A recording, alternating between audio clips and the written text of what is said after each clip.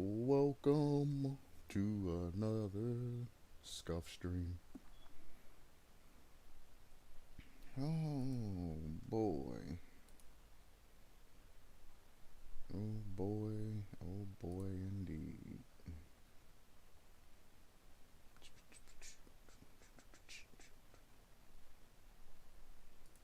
New window.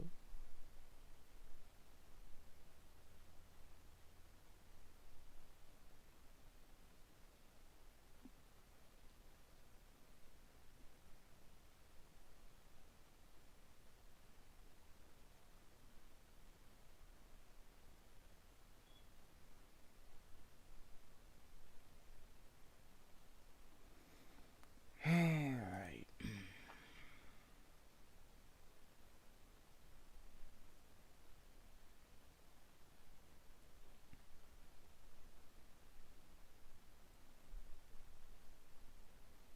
Oh boy, oh boy, oh boy, oh boy, oh boy.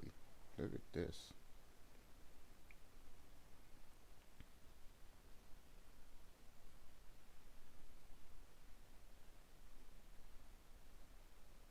Quite a bit of things.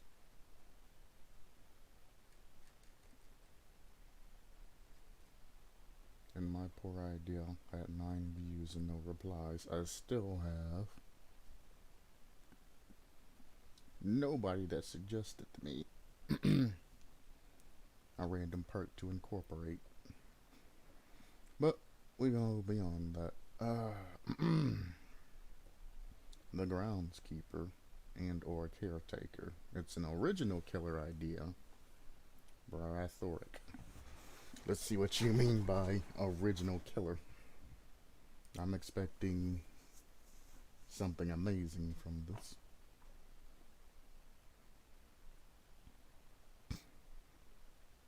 Ah, so they did get DDoS the other time.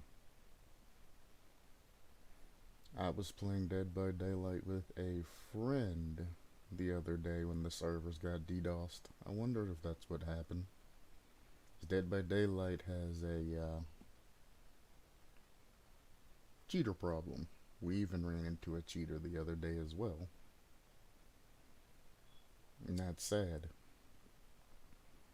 So, behavior is basically forced to either act quickly and upgrade their easy anti-cheat to get some of these hackers out or cheaters out, or their game's just going to fall into ruin like any other old game that stops getting anything, and they're going to be forced to either create a Dead by Daylight 2 or move on to better things.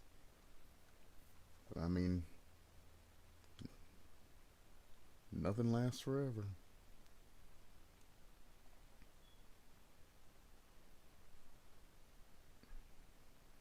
It's supposed to be a killer or a survivor.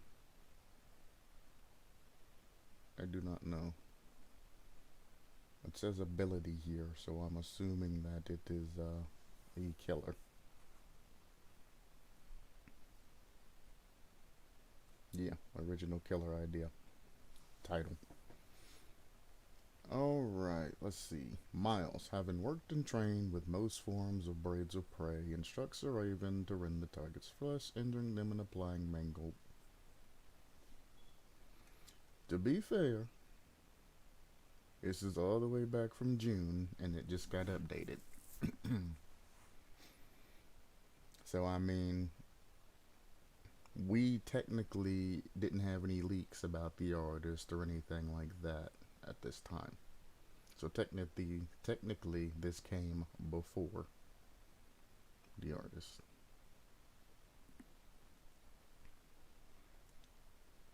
Bird's eye view, essentially eagle vision from Assassin's Creed. Yeah, I don't think I need to go like super over this because the artist has appeared. Bum, bum, bum, bum.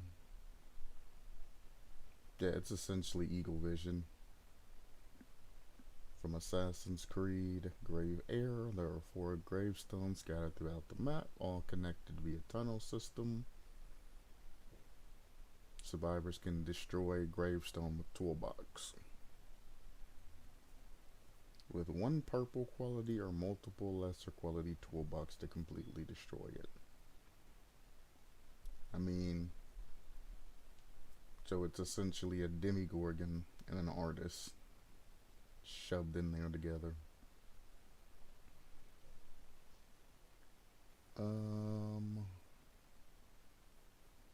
Murder of crows. Disturbing a crow with a rush movement gives you exposed for 30 seconds.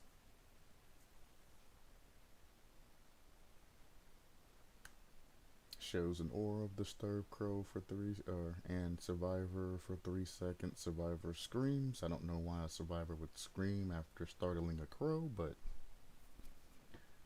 there you go. Planned funeral. Anytime your obsession is hooked, all survivors are incapacitated for 10 seconds, and you get undetectable for 60 seconds. An avian guardian, when you kick a generator, instantly regressed by 8%, places a crow in vicinity. If survivor interacts with Jinn, crow will squawk, startling survivor, causing Jinn to explode, resulting in an extra 10% instant regression, 45-second cooldown.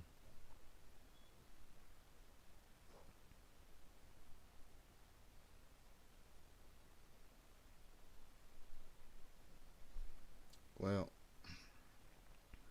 I will stop and talk about Avian Guardian. The way this is worded, when you kick a generator, instantly regress it by 8%. That's going to be an effect that is passive, that activates every time by wording. So anytime you kick the generator, it's going to go down by 8%. That is OP. Very OP. They're going to lose about, 6 seconds? Something like that.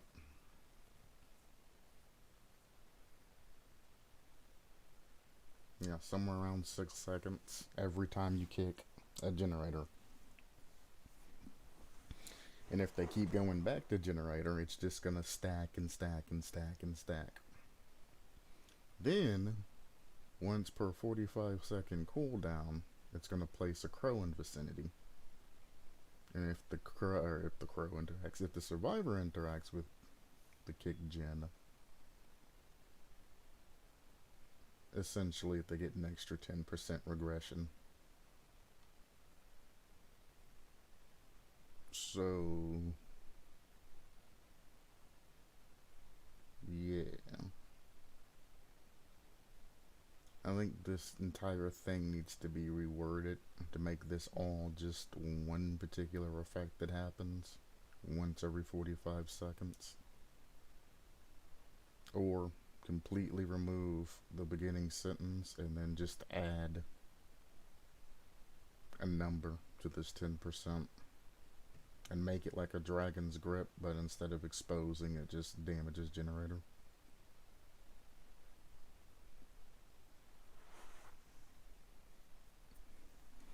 Like I said, the artist is a thing, so I'm not going to take the time to go over this. Hello, Galanum. I'm not going to take the time to go over this hardcore. I mean, obviously, some of the things that he was talking about and things like that actually got implemented into the game, so congratulations. Where am I going? So he did something right, obviously.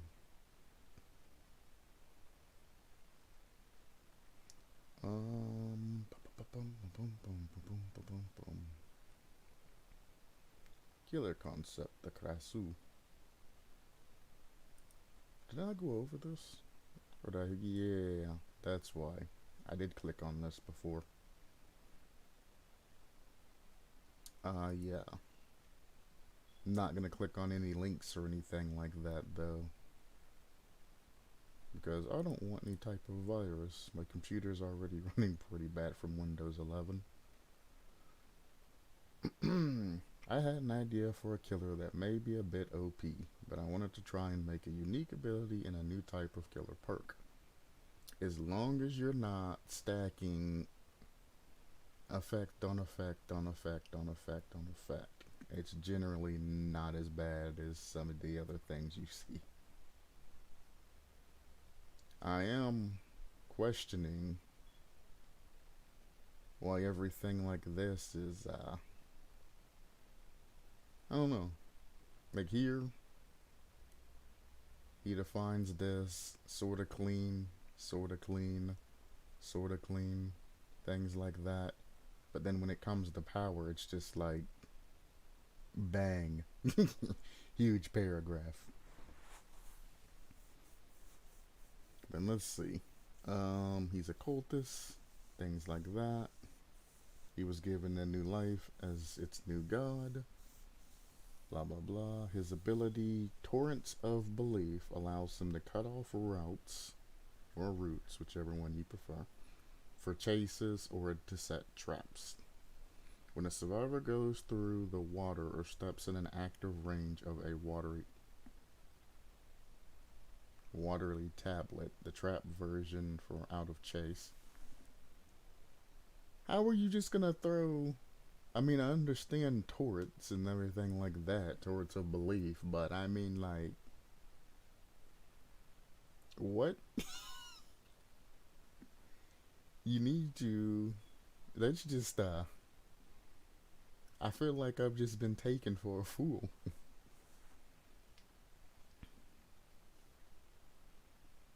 Just randomly, when a survivor goes through the water or steps in an active range of a watery tablet, which doesn't even say, anything about that. It just kind of throws it in and just expects you to know it.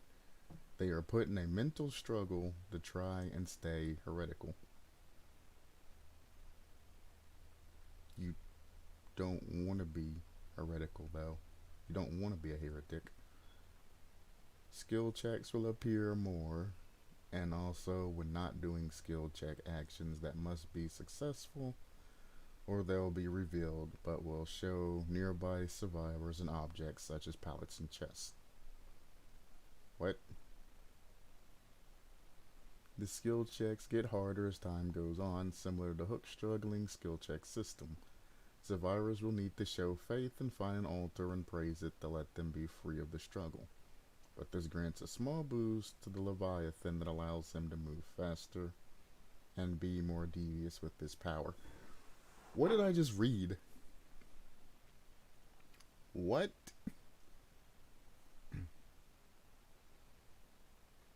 So he cuts off roots and sets traps with water. Anybody steps in water goes into mental struggle to try to stay heretical, but being a heretical or a heretic is bad. So why would you want to stay heretical, aka align with the cultists if you're a survivor? I don't understand that part.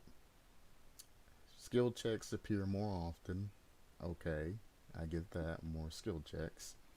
Missing skill checks, though, will reveal you and nearby items and survivors and pallets. Well, chests, pallets, and survivors. Doesn't make a lot of sense. And then skill checks get harder as time goes on. Doesn't make a lot of sense. You can go to an altar to be free of the mental struggle. Okay, sort of like plague. But it grants a small boost to Leviathan. Where's Leviathan coming from this? That allows him to move faster. Because the only Leviathan that I know is the gigantic beast. And be more devious with this power. One, making skill checks appear. Plus, I'm going to assume you're going to have add-ons to make the skill checks more frequent and harder. That stacked with Thrill of the Hunt and, is it Unnerving Presence or is it Overwhelming Presence? One of the two. Makes skill checks even harder when you're in Killer's Tear Radius. etc., etc. You're literally going to not be able to hit skill checks at one point to where you're just going to stay exposed essentially the entire time. Which I don't even know how long you're going to stay exposed, and then I don't know how much of a range that survivors and all of that are going to be exposed for. I don't know what this water system is, how it's set up, if it can be cancelable, how long it stays, or anything like that. I don't know about this mental struggle, what it does, why you would want to stay heretical, benefits versus negatives, things like that. And then it all just don't make sense. Everything else is fleshed out, but this is just a gaggle of words all shoved together and none of it makes sense. I would rather have something sensical that's just, set up with points, like bullet points or something, than to have a just cluster of words shoved together. You have water. He went from water to mental struggle and heretical to skill checks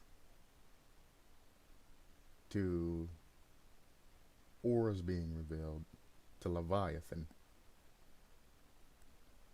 Like, am I missing something? Am I the crazy one here? Does everybody else understand what he's saying? And I'm just not with it.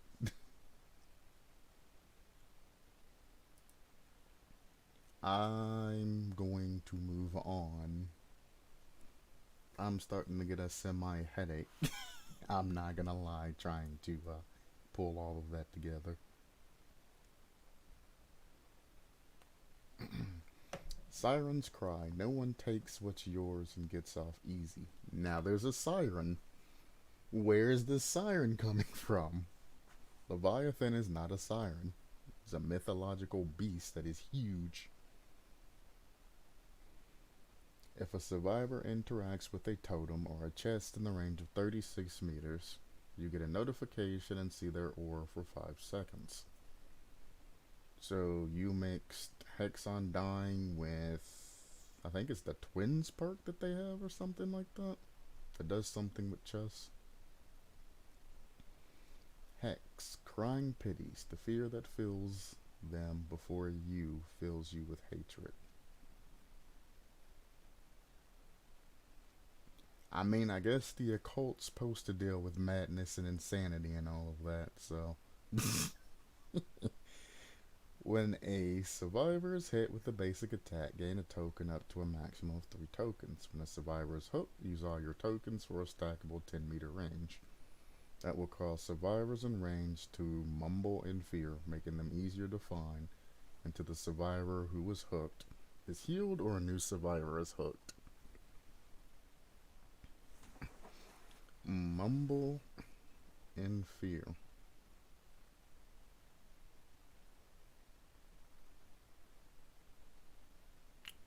Fair enough.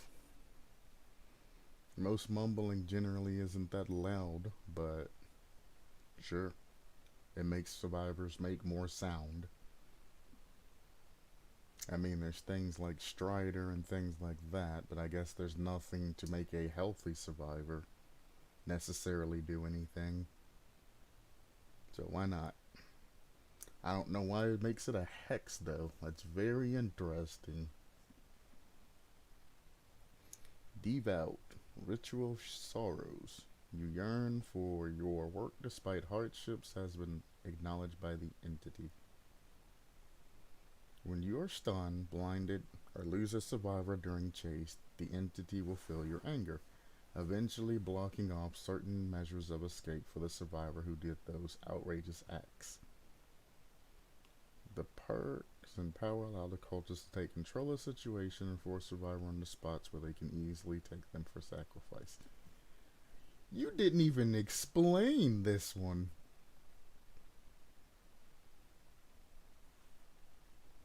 You are stunned, blinded, and lose a survivor during chase. The entity will feel your injury. Eventually, somewhere down the line, or sometime down the line, blocking off a certain measure of escape. So what, like, are all windows just going to be blocked off eventually, or all pallets going to be unusable? How is this supposed to work? Now I regret not going over the first concept, so then this one I wouldn't have to skip. Big Daft Dinosaur, Alien, or whatever it is from VHS. Perk, you don't need to play this unbalanced nonsense.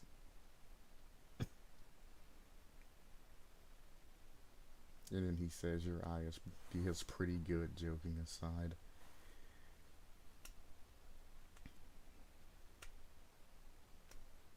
I wish she would have provided some sort of feedback to this guy instead of saying that his idea is good.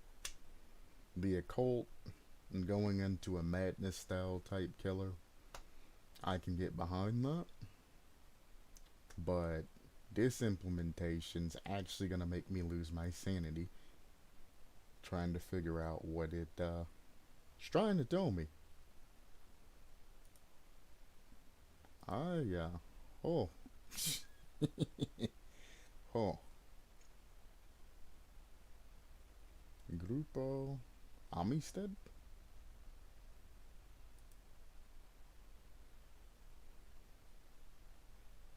And he left the Facebook link. I'm good. We don't click on random links, not in forums. That's how you lose your IP address. What if Doom? I've already went over this. No, this is another Doom post. With the survivor being the Marine, the killer being the Hell Knight. Perks, combat concentration. You were born to get out of trouble. After you blind the killer, your crack marks are hidden for 7 seconds. The jokes. Scratch marks are hidden for 7 seconds after you blind the killer. Why 7 seconds out of everything? I guess you can get a maximum of 3 seconds from flashlight. Then 7 makes it 10 maybe? I have no idea.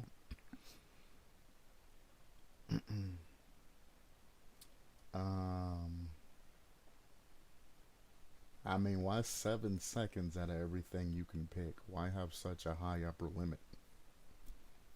When you first blind the killer is going to generally listen to the direction that you're moving, and then they're going to just continue to follow you, regardless if they can see your scratch marks or not. So the only way this particular perk works is if you can somehow manage to disappear very quickly, or just crouch below the killer and let them run off in a specific direction. But in that point, or at that time, you won't need scratch marks hidden. I don't know about the upper limit of 7 seconds. That's kind of ridiculous. You should really only need about,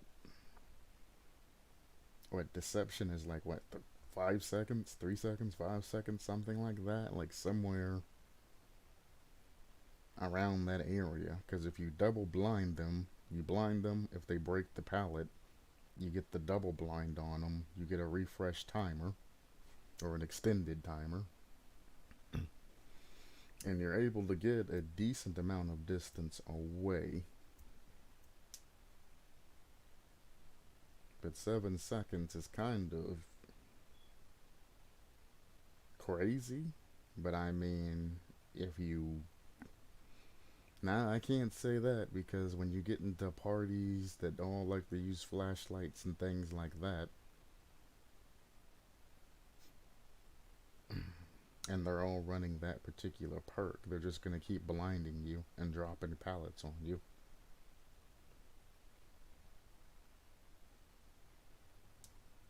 I don't know. I would bump that down a little bit. Because that's the only time anybody's gonna run that, is if they have either a blind challenge or if they're in a toxic party. That's just gonna keep blinding killer.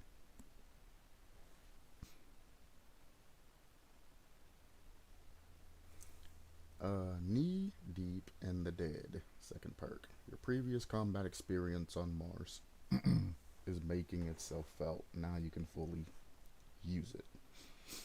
For each survivor killed, you receive a token. If you've accumulated 3 tokens, maximum 3, then the knee deep, well, of course it's activated. You gain the ability to heal at 50% of your normal first aid kit. You gain the ability to heal at 50% blank of your normal first aid kit. I'm going to assume that that is speed, and only being able to heal at 50% of that sounds terrible. I mean, granted, you're not losing anything because it's speed, but 50% of that is self-care, so it's still going to take 32 seconds, so why not just run self-care?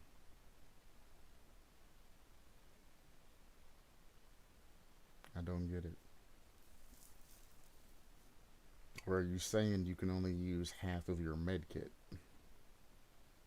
And you're essentially wasting half of your med kit by using this. I don't know. Either way, both don't make sense. Sounds of pain being muted by 75%. That's a no mither type thing. And a iron will and things like that. And you gain a haste effect that increases your movement speed by 10% for 30 seconds. Survivors move at 4 meters per second, killers move at 4.6. A 10% speed boost makes survivors move at 4.4, or the same speed of a ranged killer. And for 30 seconds, a ranged killer literally would not be able to catch you, and a regular killer would very, very, very slowly be able to catch you. So if you have any distance on them, it's essentially not going to happen. So the increase of speed there is not going to happen. It's no. I don't know why people that incorporate movement speed don't ever look up movement speeds just for this particular purpose. I mean, like, come on, 30 seconds, one, is way too long. Why would you ever need that? You're getting sprint bursts. You're even taking some away from Dead Hard, the new Overcome perk. You're taking away from it. You're taking away from lots of perks, actually. So the movement speed I would completely remove. Sounds of pain and all of that, I mean, you're essentially still stepping on other perks using that, and then to gain the ability to heal at 50% of your normal first aid kit, whatever that means. You need to add whether it's consumption rate, speed, something like that, or I'm going to assume that it's speed, and why would I ever want to use a med kit to heal at the same speed as self-care? At this point, you might as well have just ripped off self-care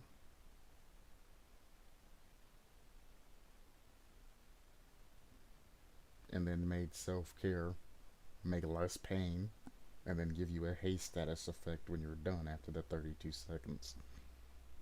I mean, regardless, it's just a rip-off of different perks, and the first part of that don't make sense, but I mean, it's the same thing. It's kind of same thing, new day when it comes to things like that. Soul Cube. When you fully use the first aid kit, you get a token, a maximum of 3, so both of them stacked together, I assume. After you are injured, the Soul Cube perk is activated. In 30 seconds, you will transition from a wounded state to healthy one. Increases to become an object of obsession. Increased chance. Okay. How's about... It just don't make sense. Because you have like Soul Guard that you get when you first get up. Somebody can give you borrowed time. You have renewal. You have to heal somebody first, as opposed to healing yourself to activate renewal. And then you have Soul Cube that all you have to do is heal yourself with the first aid kit. And then when you're injured, you essentially get a free syringe. It just takes twice as long. But out of all of them, that's the closest one that's gonna have any type of merit behind it and actually be usable. But unfortunately, I mean, why would you get the benefit of essentially a free heal?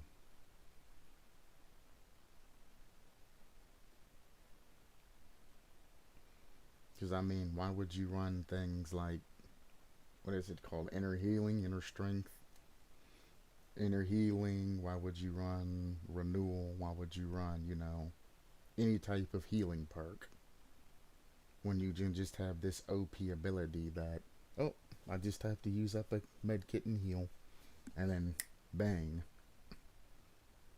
And it says when you fully use a med kit. So for those of you that don't understand the premise of this, Stipic agent, or even an adrenaline syringe, depending on the situation and if you get away from the killer, completely uses up medkit. So what's going to happen here is if you use Stipic agent to say as like an endurance attack to get away from killer, to get that extra hit, or if you use an adrenaline syringe or anything that makes you use your medkit up, even the Blight's serum that you can use to use that up and then just heal yourself up the rest of the way later. That's a fully consumption or a full use of a first aid kit. And in some cases, if you run like Built to Last or something like that, you can essentially keep proccing this perk.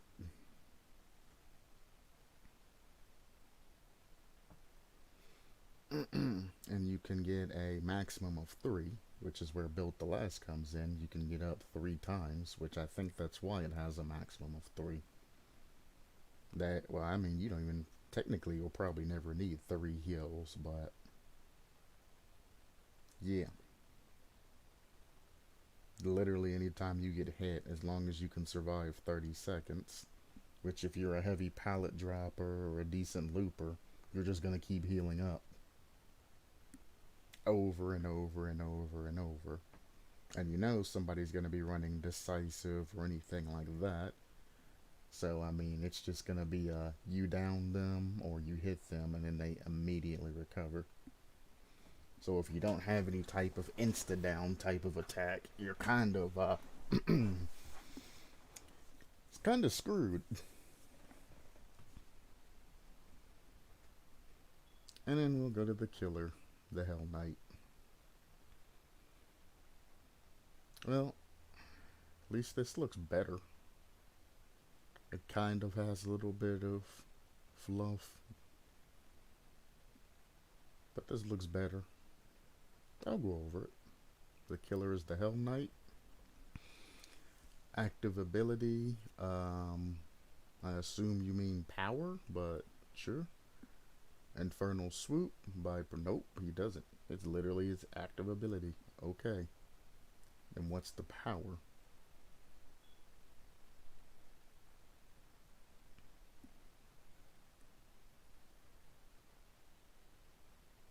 This killer has no power.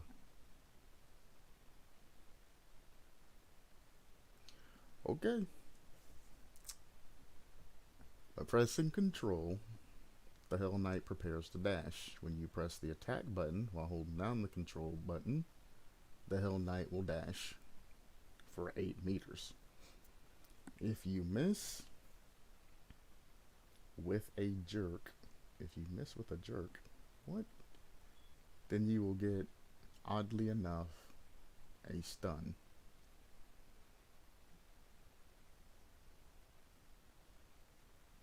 So if you miss, you're stunned. Okay. Ah, there it is. Plasma. That's the power. When the power button is pressed, the Hell Knight charges a plasma blast in his hand, which which flies at the speed of a clown's bottle and in similar trajectory. If the plasma beam hits the survivor will receive the effect of injury. This must be Google translated. Gotcha. Plasma and plasma beams, two different things. The plasma beam's going to go straight, while plasma could technically be something similar to the clown's bottle. It can be something that's technically throwable.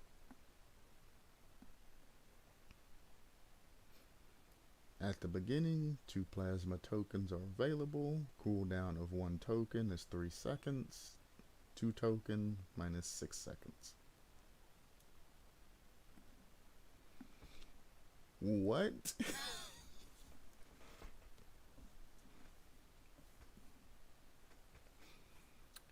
So power-wise, he can throw 2 plasma balls. That's it for the remainder of the game, because there's no way to get tokens back. So you can throw 2 plasma balls, or you'll have 2 tokens. After you use that, they're gone. Then you can make a dash that only goes 8 meters.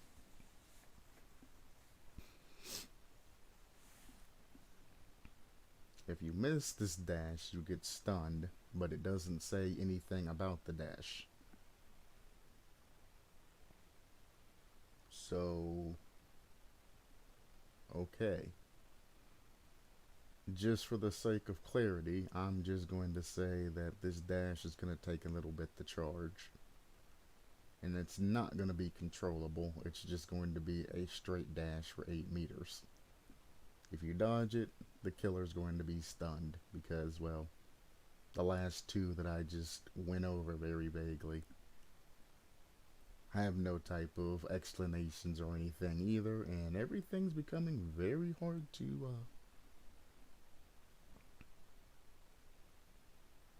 I don't know. I guess it says cooldown of 2 or 6 seconds, so I guess there's a cooldown on your plasma. I don't know what this cooldown is, but you start off with minus 6 seconds. I don't understand why you have 2 plasma tokens and you have minus 6 seconds when you could just make the cooldown shorter. There's no way to get more tokens, so it's kind of just some added stuff that really doesn't need to be there. But, okay. Perk, Hex Infernal Spawn. You can sense their fear if a survivor fails a reaction check or skill check. The aura of the survivor is revealed to you for... Why does it say 5, 4, then 3? 5 seconds from the level of the perk. And the effect of stealth is given for 15 seconds. Okay. If you're going to make a killer concept, please use the terminology of the game. Just use undetectable status effect. Like, actually make it seem like you actually gave your concept some thought and looked up things and things like that. Like, don't leave things open for interpretation. Make sure everything's clearly defined and things like that, because that's just... This entire three concepts that I went over have just been like trying to solve a murder mystery and put things together. Just like just Sherlock Holmes or something. Use the terminology of the game so everybody who plays the game will know what buttons do what. Don't say control and things like that. Say, active ability button or, you know, power button, things like that. That would be secondary, but same things. Define the button as per game, and if you don't know what the buttons do, I mean, look it up. Don't say stealth, say undetectable, or if you're wanting to give them the status effect, you know, define it as is. Don't just come up with words because you can't think of what to say at that particular moment. But the subject will be subject to the effect of fatigue for 5 seconds. Survivor receives notification of corruption. The effect does not stack. If some survivors in turn fail a reaction check, you have to wait exactly 15 seconds to get the stealth effect again. So anytime survivors fail skill checks, you get the undetectable status effect and you can see their auras for 5 seconds. And there's a 15-second cooldown in between stealth. I'm going to assume between aura reads as well. I feel like I've gone over this before.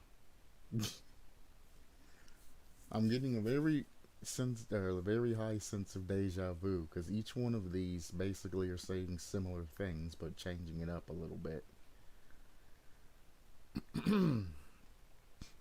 The failing of skill checks thing and survivors getting some sort of negative notification or something like that, I can agree with, but just straight up exposing them and then making you stealth or exposing them for essentially a barbecue and chili timer and then giving you stealth is kind of ridiculous. If you're gonna have an aura read on the survivor should know that you're approaching them, especially if it's based off something like a skill check. Because as that, I run Thrill of the Hunt, and I know how powerful that can be, especially on newer survivors. When you make perks and you're doing balancing, yes, you have to balance it to the game, but you also have to balance it to any type of new player and any type of, OG player that's played for a long time. Thrill of the Hunt doesn't necessarily affect players that have been playing for a long time, especially once they know it's active. It's just like bam, and you go from there, just continuing to hit skill checks. You rarely get them to miss a skill check, so you generally have to double or triple down on perks to make them extremely difficult to get them to miss even just a couple of skill checks. So I mean, it takes a lot to get a lower rank survivor. But when you're talking about new people who really don't have any idea how to play the game, they're going to be missing skill checks left or right. And what you're essentially going to do is allow a person who isn't supposed to be a stealth killer, and I'll bring in my classic example of Bubba, or even worse in this situation, a Legion or Plague or something like that, because Legion's generally the opposite. When he's running, they have add-ons to make the entire map tear radius wise, things like that. Now, Legion and Stealth is bad because you won't get the killer instinct and all that. However, if you're going off of new survivors, they're going to be constantly missing skill checks. So you won't even need the killer instinct from that. You can literally just use Legion as just a regular killer that runs. double tap survivors down, take that small exhaustion, and then just continue the play like that. A more direct legion as opposed to running around. And that goes for, spirit and things like that. You don't have to typically worry about that because, the survivors are going to blow generators because they're new. Especially if you get Thrill of the Hunt going. They're just going to keep blowing generators. I've gotten into lobbies with new survivors using Thrill of the Hunt that I've literally just sat in a corner, went and made a salad, came back, and they had not finished a single gen. They've blown them up that many times. I was just like, holy. I had to literally down one, pick them up, walk them over to the actual totem and have them break it, and then start the game from there. Because I was starting to feel bad. That, and I didn't want them to disconnect.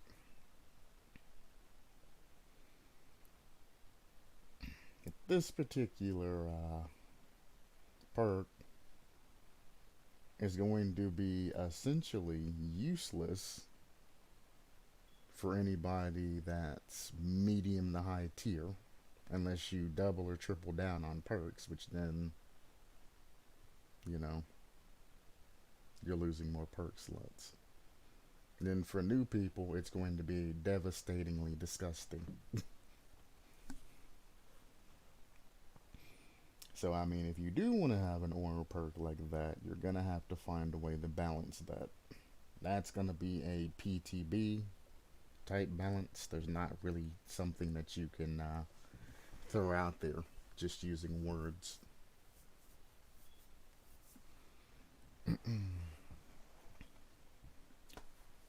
Bloodbath. For each survivor killed or sacrificed, you receive one one token, max of 3. Yeah, of course it's going to have a max of 3 because on 4, that's in game. But, okay. 1 token, slowing down repairs by 11%. 2 tokens, slowing healing speed. 3, the effect of bleeding is applied to the chewed one, and his aura revealed to you for 4 seconds. Who is the chewed one? Where does this gnawing come from? It says nothing about chewing and being what? My brain.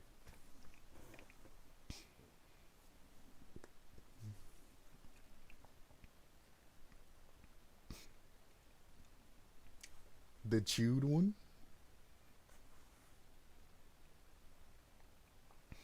Also,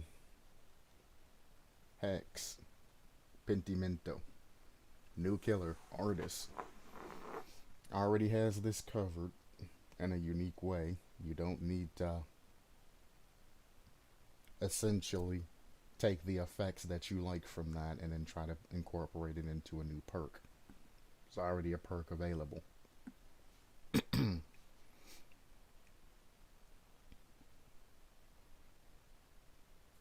They designed the perks, the work, in that specific way for a reason. They want to give the survivors a chance to not have to experience, I think it's like a 20% repair speed. And then, I don't remember what the healing speed is. I'd assume that it's like 50%, but it could be like 20% as well too. Say they incorporate it uniquely enough to where survivors are essentially penalized for breaking totems. But then they can also recover from just going back and breaking the same totem twice after it gets rekindled. Which I still like. You're gonna essentially just have repair speed, and if you're running multiple hexes, you'll either be able to get level 2. I doubt you'll ever be able to hold a level 3, 4, or 5 for very long, but you could hold 2. And like I explained with Hex Pentimento, which is the artist's new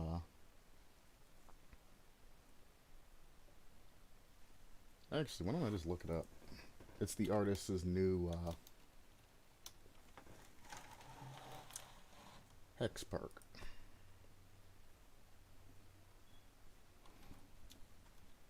Pin T.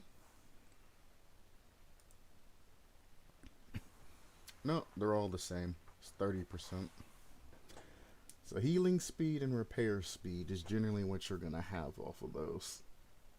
This works by any totems that survivors destroy, you will see the aura of. Then you can go and rekindle that totem and give them all of these effects. Depending on how many you have rekindled, the effects stack. Everybody generally knows this. So, if you're not running anything, you'll essentially just be able to reduce the healing speed of survivors by 30%.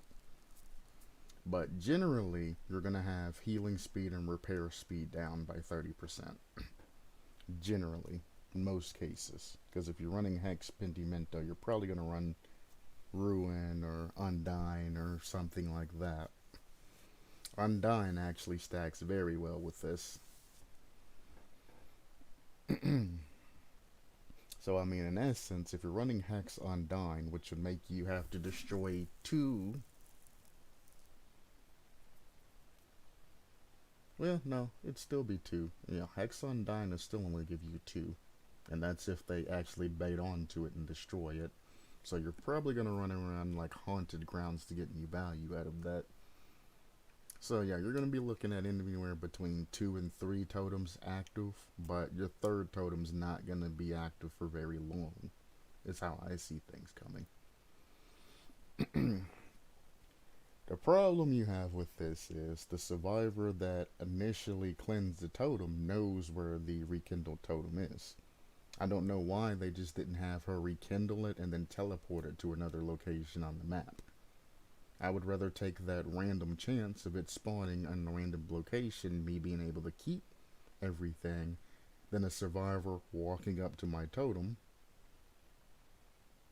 which would generally be a hex totem, destroying it, I'm walking over, rekindling it, and then the survivor just checking back after he finishes a generator and redestroying it again.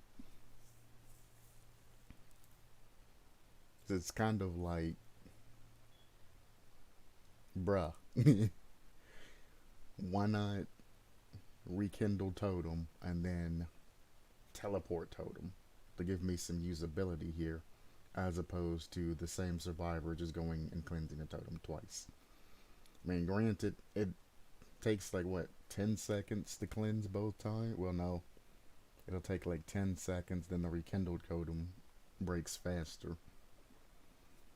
So you're like 15 seconds, maybe 18 seconds. I don't know. I've never actually destroyed a rekindled totem. I'd assume it's gonna either be half the time or like 75%, somewhere between 5 and 8 seconds. So I don't know. I just can't justify using this particular perk. I mean, healing speed's busted. No matter where you go from, it's busted.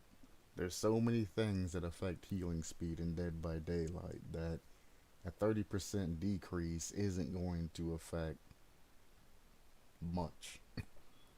Especially from an OG player like myself that basically used self-care all the way up to here recently, actually. I was always just a self-care guy, to get type of guy, because I had the time to use it. I'd take a med kit, I'd heal up halfway with the med kit, and then I would use self-care to heal up the rest of the way, and that's how I'd run it. Half med kit, half self-care, and I'd do that twice. The med kit's usually used up by then, and I'd go about my day.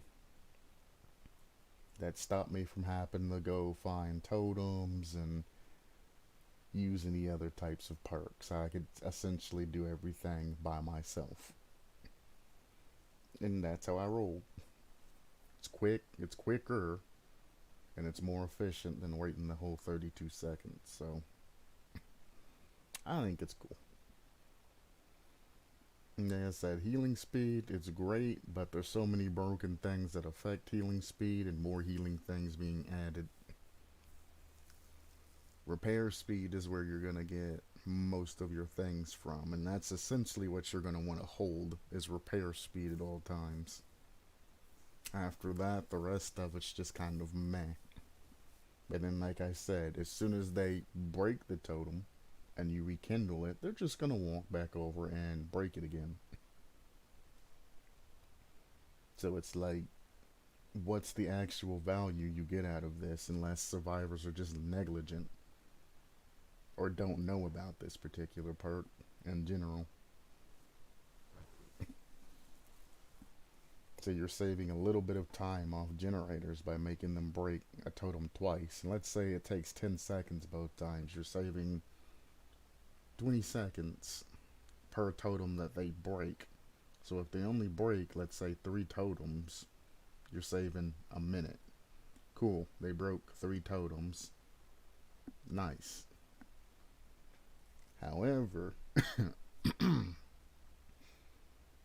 while they're breaking totems and doing everything else like that, and you're only saving 60 seconds, that's one survivor that you're saving 60 seconds on, not game wide. So it's actually slightly less value.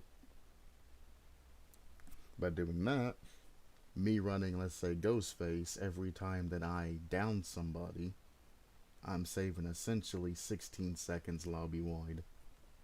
In most cases, because anybody generally either lets go immediately and gets hit, or they stick the generator and I now know exactly where they are.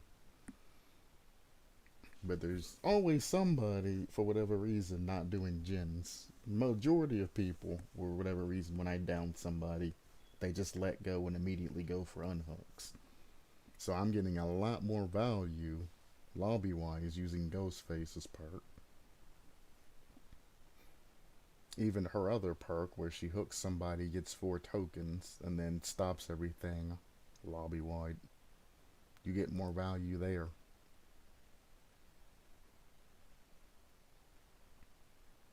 Like I said, this is just kind of a slight pull of better effects. They're also reordered. If you've noticed, the first one starts off in Pendimento as healing, obviously, because healing survivors won't know until they're injured and attempt to heal that anything's in effect. Unless they decide to tell you that the hex is in effect. You won't know that this hex is active. Not until the second totem comes up. Then you try to work and you're like, man, this is going slow. Something must be active. Then you'll start to get a hint. That's why repair speed isn't first, because anytime that you rekindle a totem, survivors are going to just go straight and break it. No survivor wants to deal with the ruin situation, then have repair speed decrease by 30%, then have like Thatanophobia, which they changed to a stacking effect as opposed to just a base. All of those effects, hitting you back to back to back to back. Survivors are just gonna break it again, send it on its way, call everything a day. That's why healing's first, so you can easily get the 2.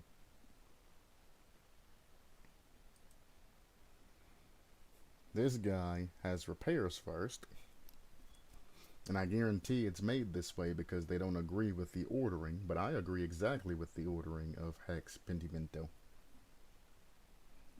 It allows it to remain stealthy for longer, as opposed to survivors breaking totem and then going back and breaking it again because you've interrupted their repair speeds.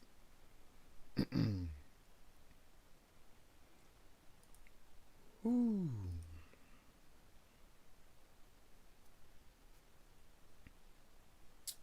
I still don't know what this chewed one is, though.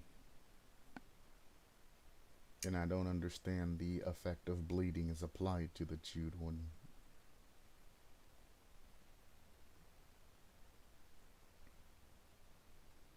Desired prey. For each hanging of the object, obsession, So each time you hook an obsession, you get a token that increases your movement speed by 1%, up to a max of 5 tokens.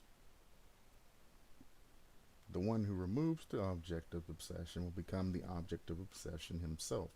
Tokens are spent for each hanging of someone who is not your object of obsession.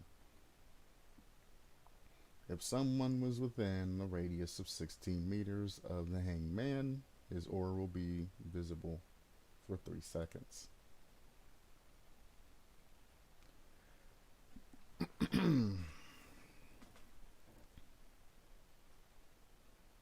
So, you're a tunneling killer, is what you're saying. But you're not tunneling the same person. You're tunneling whoever goes to unhook them. So essentially what's going to happen is you're going to find your obsession, you're going to hook them. When somebody goes to make a save, you're going to slap that person who's then essentially either going to borrow time or something and save that person. As soon as that person's saved, you're going to immediately down the person that saves them and then hang them. So you're almost like Bubba camping in the basement, but you're just going to be camping out in the field or out in the map. And all of this for 5% increase in speed. And then the aura. The aura reveal is the main thing that I'm having an issue with. I mean, speed is always a toss-up. You have to hang your obsession to get this speed, and anytime you don't hang your obsession, you lose speed. So, I mean, that's a toss-up. I can't say that it's not balanced or anything like that, because there is a pretty huge negative and a pretty huge activation. Now, there may be a perk that's similar to that. If that's the case, then, I'm going to have to say no. But, I mean, I'm not sitting at a board with a button saying that's red and green, saying, I got to send it through now or not send it through. I'm just giving my opinion over it. If it's not like any other perk, then it's fine. If it is like a perk, then, make respective changes. The part I don't agree with is if somebody was within the radius of 16 meters, their aura is going to be revealed. Well, if the person unhooking them is going to become the obsession, and you get speed based off the obsession, and the obsession's going to be revealed to you for 3 seconds after an unhook, don't that seem unfair? Especially if you run this on somebody who really prospers from an increase in speed. Or somebody like Freddy who can just teleport from gen to gen. Because, I mean, in essence, you only lose tokens for hooking somebody who isn't the obsession. So as long as you're not hooking people and you're just slugging people, you'll keep your speed boost.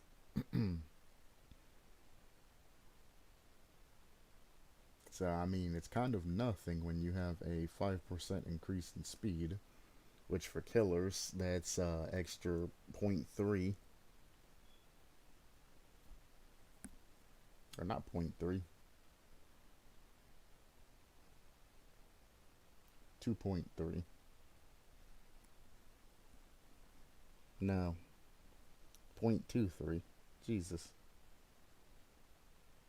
That's an extra 0.23 added on to 4.6, so you're looking at 4.83 at a 5% increase in speed. So you're essentially almost getting a meter on a survivor per second.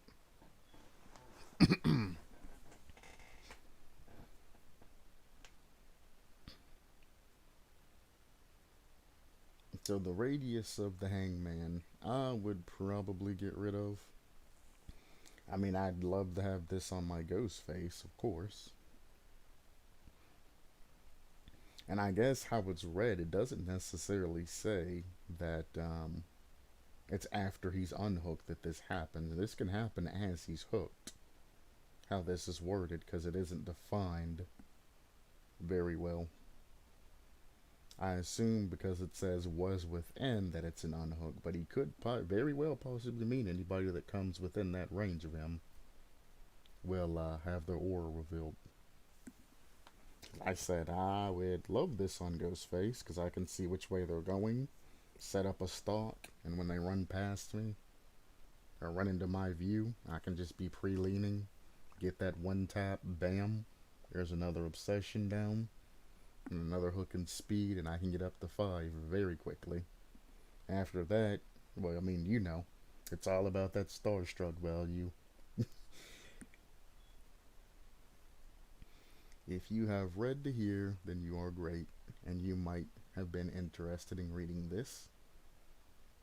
Fair enough. I did not write anything about add-ons. I don't blame you, since it was not particularly interesting to me.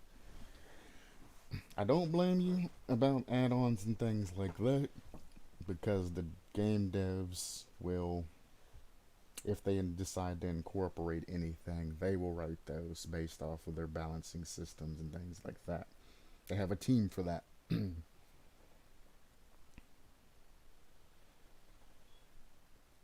The only thing that keeps running through my mind is who is the chewed one? I'm still thinking about this. Like, where did the term chewed one come from?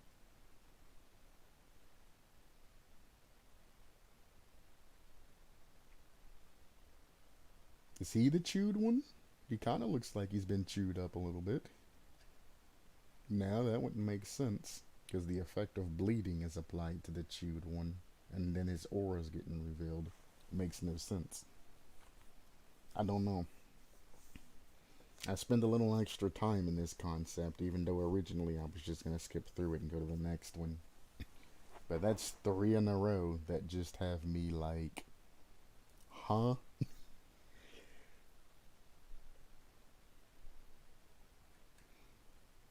Oh my.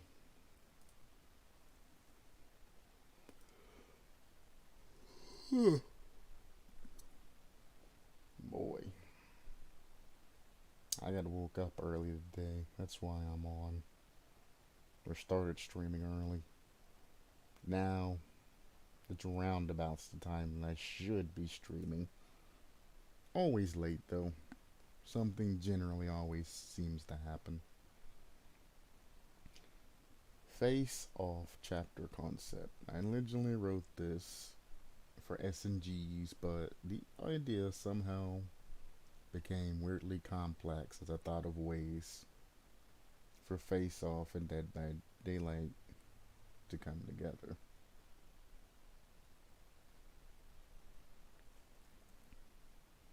I don't think I've ever seen Face Off, so I have no general idea of what I'm about ready to review. So anybody that's a fan of Face Off, keep in mind that I have no idea. I'm going to this blind, and I'm just going to stick with the original concept and theories of comparing this to Dead by Daylight. Realm, Chapel, Killer Castor Troy, the assassin. Backstory, don't really need to know. I'm going to keep this in mind that this is going to be a licensed killer, so even if it is good, I can't give it any type of alternative killer title. And, well, nothing I've reviewed here recently has been an alternative. They've all been trying to be unique, so. Eventually, I'll run into that one that actually wants to seem sort of like an alternative killer, and we'll be able to add more things to it.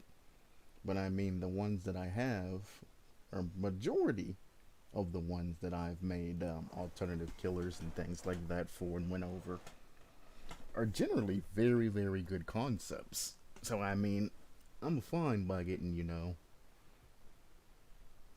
a good gem every once in a while.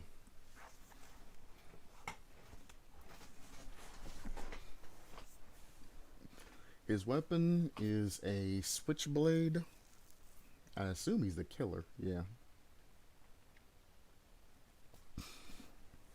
One twist of his melee weapon, victim wounds will never close. Press the attack button to hit any survivor within a close range. Okay. Mirrors. When facing caster Troy, survivors will see mirrors located throughout the environment. Oh, I thought they meant like literally when facing. I'm like, that's an interesting effect, but no. Just when you're going up against him. Survivors can undo the effect of caster's power by destroying a mirror. For each survivor, only one mirror will bear his or her reflection. Every other mirror will show them an image of one of their teammates. Survivors can only kick mirrors with their own reflections. Attempting to destroy a teammate's mirror will put the survivor in the broken status. This still applies if survivors use the same character in cosmetics. So if I'm running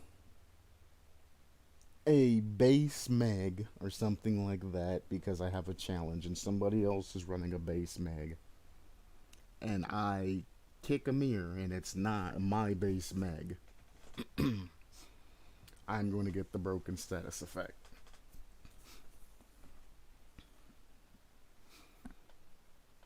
How's about just incorporating it into it like every other thing, Dead by Daylight wise, and just have the aura be revealed to you when you are within some sort of distance. It can be very short,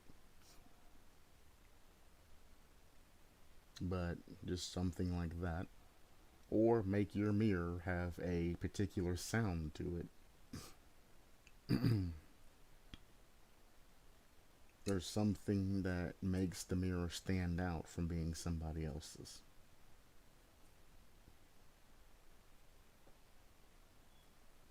Also, does this broken status effect last until you're downed? Or is there a time limit or something like that? Because that is very important. If there's just a time limit and you have the broken status for like 60 seconds or something like that, at the beginning of matches, everybody's just going to go and kick a random mirror. And that's going to be the end of it. When you only use a respective thing as a power and allow that particular power to be essentially taken care of by a survivor, you're either going to have to make it to where the mirrors eventually respawn after a decent amount of time, or you're going to have to put something in effect, like a time limit to break mirrors or something like that, for them to be permanently disabled. If not, like I said, at the start of the match, they're going to say, ew, it's Mirror Boy. They're going to walk over, they're all going to kick the nearest mirror, and then you're no longer going to have any type of power.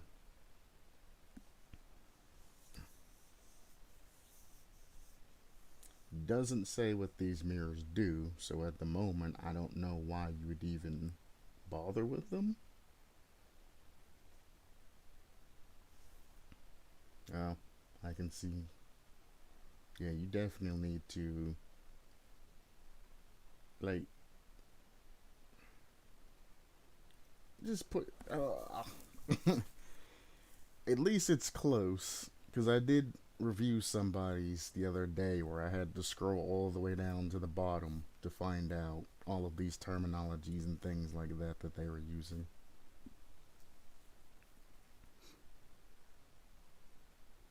Power, Springfield, M1911A1, so pistol. Your victims are their own worst enemies. Even if they escape you, you'll be forced to face. They'll be forced to face themselves alone. Forced to face with themselves alone. Doesn't matter. Hold down the secondary attack button. I wasn't aware that there was a secondary attack button. To aim your gun at a survivor. While aiming your gun, you will remain stationary until you open fire. Hold the secondary attack button again to charge your weapon.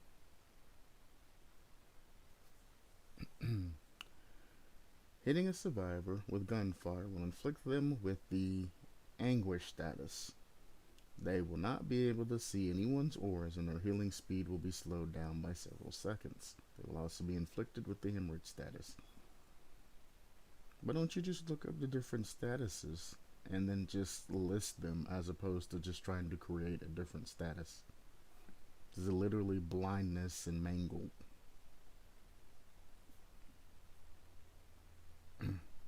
Like, why create another status when they're already available? Anyway, if the bullet hits your target while another survivor is directly behind them, both survivors will go down a health state. Nullifying protection hits. However, the survivor to receive a second-hand bullet wound will not be anguished. When the last generator is fixed, an anguished survivor won't see the auras of the exit gates until they destroy their respective mirror.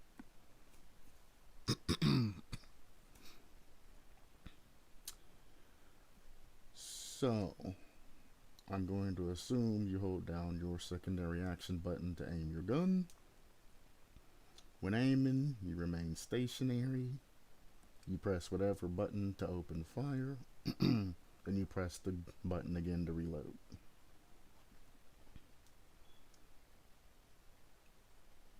It doesn't define how quickly you can do anything, how to cancel anything like that, how quick you pull out the gun, how quick you put it away, reload time. It doesn't say any of that. So I'm going to assume, and we're going to go off of the Deathslinger stats.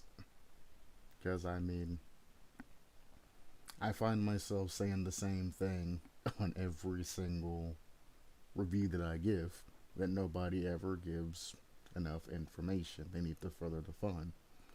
So instead of just asking it, well, I mean, I'm going to continue to ask people to, or state that they need to give more information, but I'm just going to go off the base, somebody in the base game. If it's not the concept or idea that the person originally had, then all I can say is, you should have let me know, bro. You should have let me know.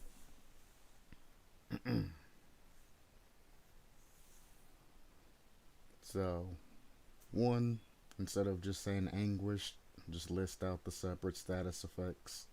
There's no point in making another status effects that's just two status effects combined. Two, I don't agree with both survivors taking hits if a survivor goes to protect. And another thing saying an M1911 isn't going to have that kind of power behind it.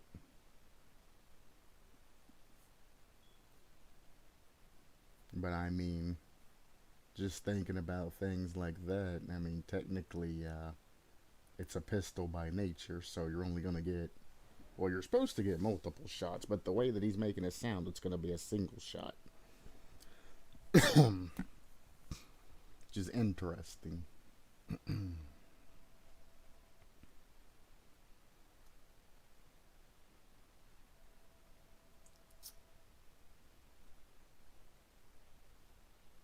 The important things that I see that actually need to be said is how long does it take the weapon to come out to actually be able to be shot? It's very important because you're stationary until you actually fire. So it can't be instantaneous. You shouldn't be able to quickscope somebody with a pistol. Pistols aren't that accurate unless it's like extreme close range. Not accurate at all. You have to go through a lot of training to shoot something very accurately. Not to mention that it's a Springfield version of a 1911. It's not even a newer version. So, I mean, you know, it's going to be an inaccurate pistol. There needs to be a respective range to the end of this. Because as it sits now, this pistol bullet just goes and goes and goes and goes. You can literally just sit in the high ground and then just shoot survivors from a distance.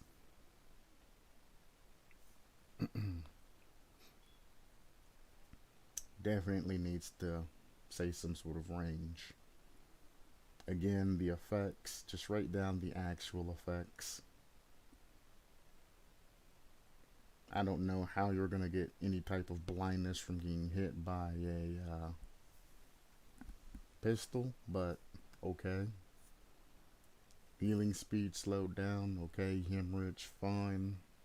Auras, I really don't think it's necessary to prevent them from being able to see anybody's auras. I've just removed that.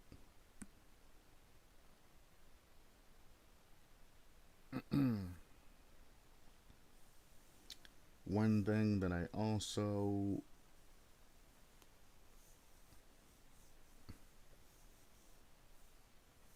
don't know, bullets pierce is the thing that gets me. Specifically, the situation to where you find the killer that's camping. As soon as somebody pulls them off of the hook, all the killer has to do is shoot them both.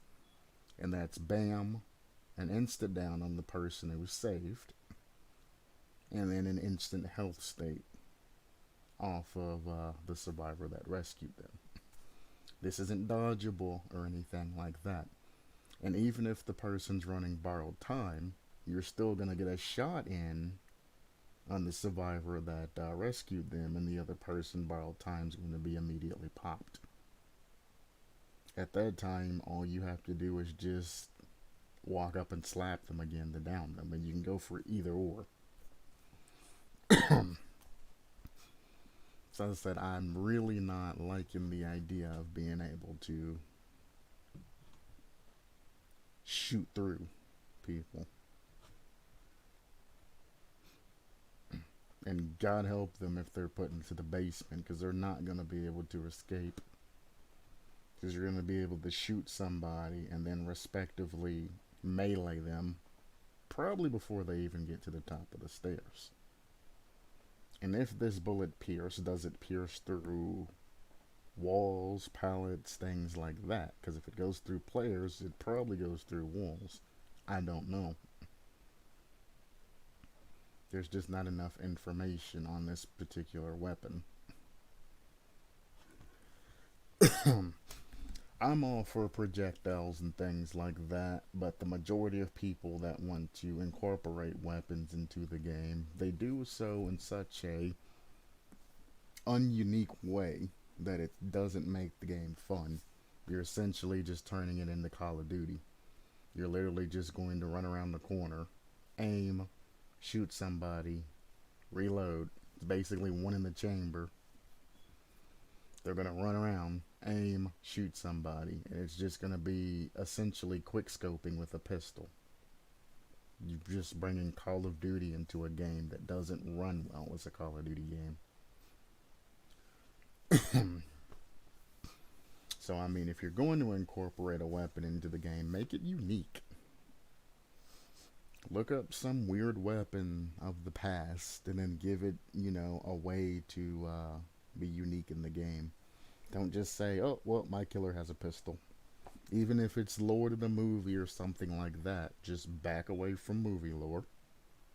Make this your own unique concept. And then change things up to make them interesting. There was a time where there were like 6 or 7 posts in a row that all talked about shotguns and pistols and sniper rifles and things like that. I'm like, weapons like that don't fit the theme of Dead by Daylight. I mean, even the gunslinger has essentially a harpoon gun.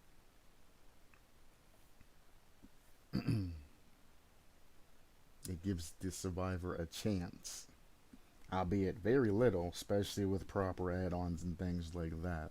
But there is a chance to get out of that. You know, another survivor can run through the chain and things like that.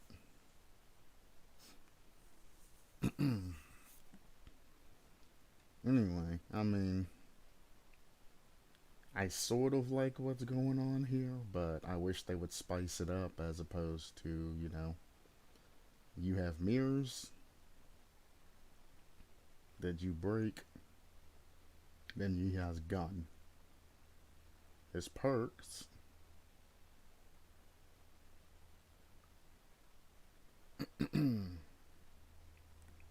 The switching hour. So, wait, if we're at perks, then the mirrors do nothing. What?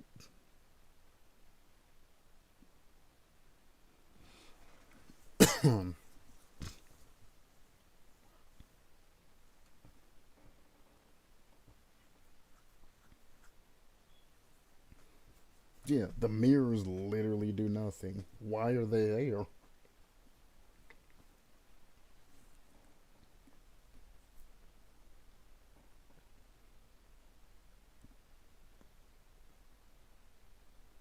It's literally just all about the gun.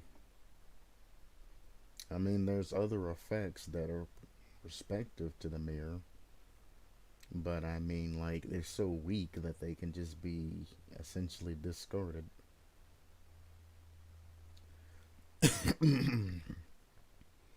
So essentially, your killer has a switchblade, and since he's a ranged killer, he's going to be moving at 4.4. He has a switchblade, which is a small weapon, so depending on how they encode this, he could have even less of an actual attack range.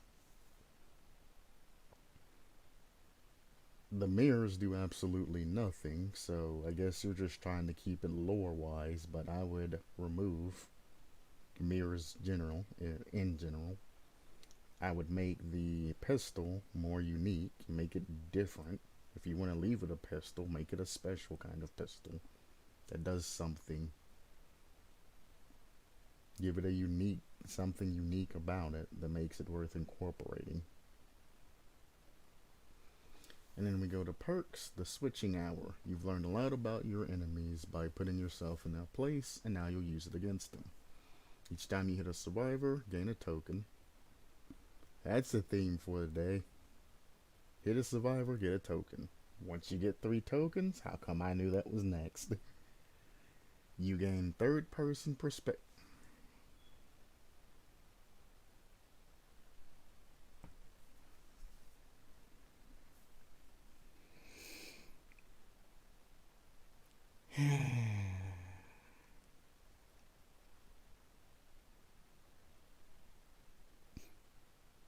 Why? And then you get third.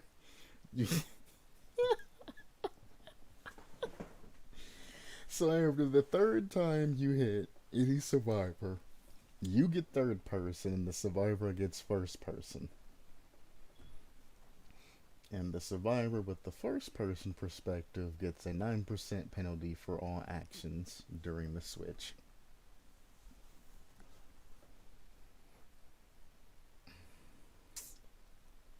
Didn't put a lot of thought into this, did you? One, third person is great for the killer. Really is. But imagine trying to actually get accurate hits on things. Same with survivors. Imagine trying to actually get an accurate 360 or an accurate window jump or anything like that. Stuck in first person as a survivor, or an accurate dead hard, or anything like that. Not to mention the programming time and the, well, as I always say, a change in one of the core aspects of the actual game itself. And I'm just like,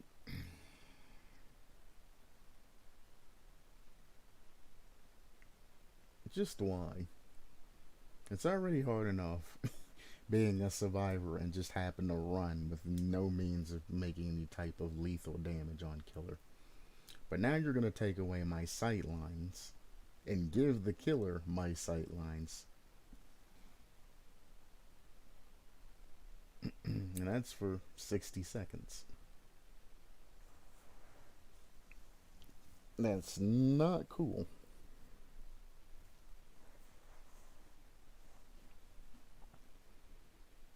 So I'm just going to just act like perk number one didn't exist. Creating a list of add-ons for a fan-made killer would be a pain in the entity. Yeah, I know, right?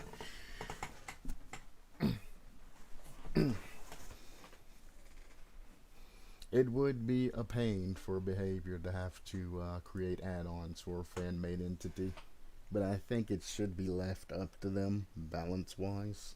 Because during PTB, when the killer's actually being tested and things like that, whatever it's missing, they're gonna have to edit, change, and do things like that anyways. The add-ons are gonna have to be changed because some are gonna be considered weak and some are gonna be considered too OP.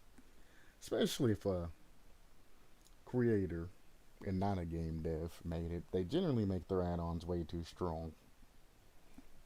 So they're gonna have to go through and edit and bump everything down essentially anyway. So why not just give them the option to? Plus, it's not going to end up being an actual concept. It'll probably be something small. So, I mean, it's not going to have a full list of add-ons and things like that, if they have any add-ons at all. So it shouldn't take too much effort to just throw something in there.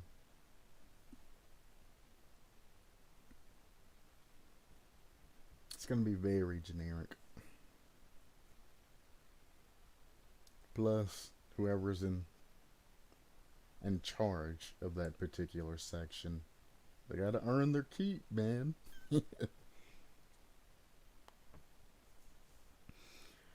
Perk number 2, blowout. One wrong move and your enemies will blow their cover. Hold down the active ability Hold down the active ability button while opening an empty locker to plant a bomb in it with a 25-second timer. The next survivor to interact with an explosive locker before the end of the countdown will be faced with a difficult skill check. Failing skill check, bomb go boom, loud notification, survivor goes down a health state. Good skill check, bomb defused. No survivor interacts with it, bomb explodes on own. If locker explodes, survivors 6 meters get a decreased FOV for 15 seconds and reveal their location to killer. Generators also explode. When locker explodes, they become permanently uninteractable, and you start trial with 5 tokens. Consume a token for each bomb that goes off.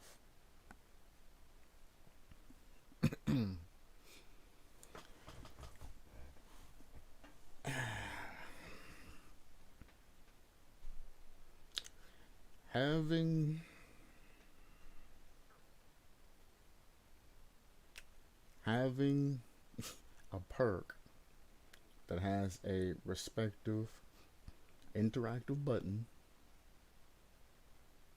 is going to be very hard for a majority of killers. Especially locker wise. For the sole purpose of Huntress, Trickster, or anybody that retrieves ammo from said locker. Their animations are a lot longer than, say, trapper or something like that that just opens it and then slams it shut again. So you're going to have that issue. Well, I guess the devs are going to have that issue of trying to incorporate things. Two, it's also the active ability button that I don't think.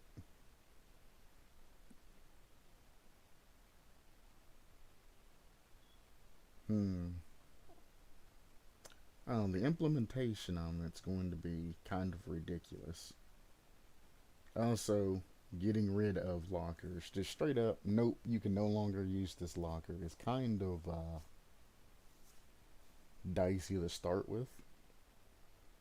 Because I mean, if I see survivors are essentially working on a particular generator, all you have to do is just walk nearby, throw a bomb in a locker, and if the survivor ain't even hiding in it from base, throw a bomb in said locker,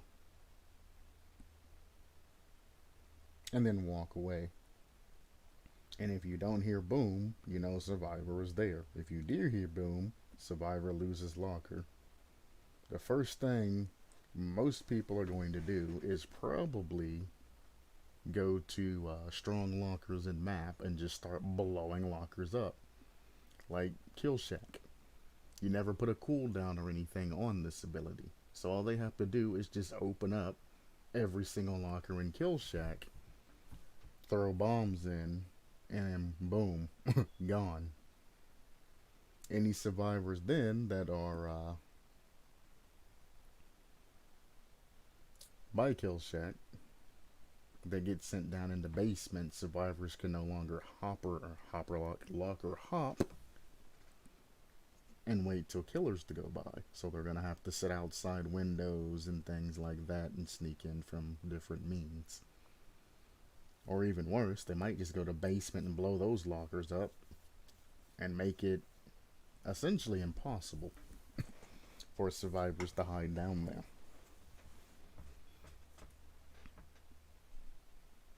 But the main thing is why would I run this particular perk?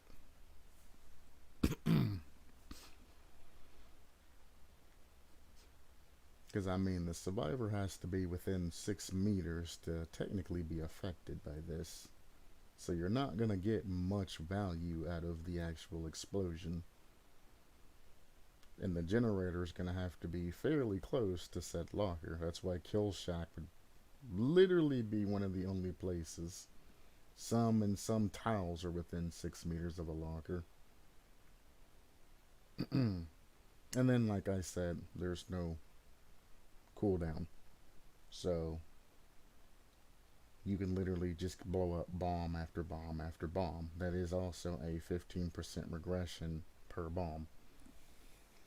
So I mean, there's what, 3 lockers? No, there's 2 lockers in Kill Shack. That's a 30% regression on a generator that spawns in any Kill Shack, guaranteed.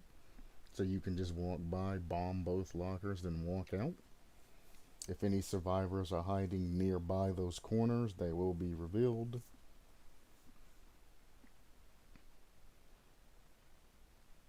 And if they ain't, they're going to lose 30% on that generator. So, I say 2 lockers, but why is my brain saying that there's 3 lockers? There might be 3 lockers in Kill Shack.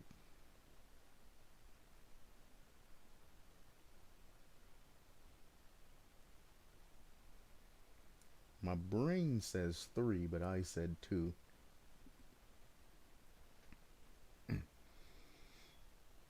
Regardless, they're essentially just going to be using the bombs to regress generators.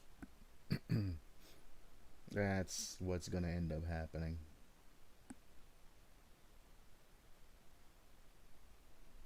So if you break this down, you essentially have the ability to regress generators, because survivors generally aren't going to stay within 6 meters of anything exploding. So permanently disable lockers and regress generators. Is that really worth a perk slot? Me personally, no, it's not.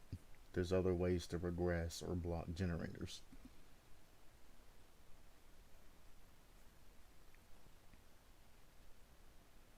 And then two-face guard.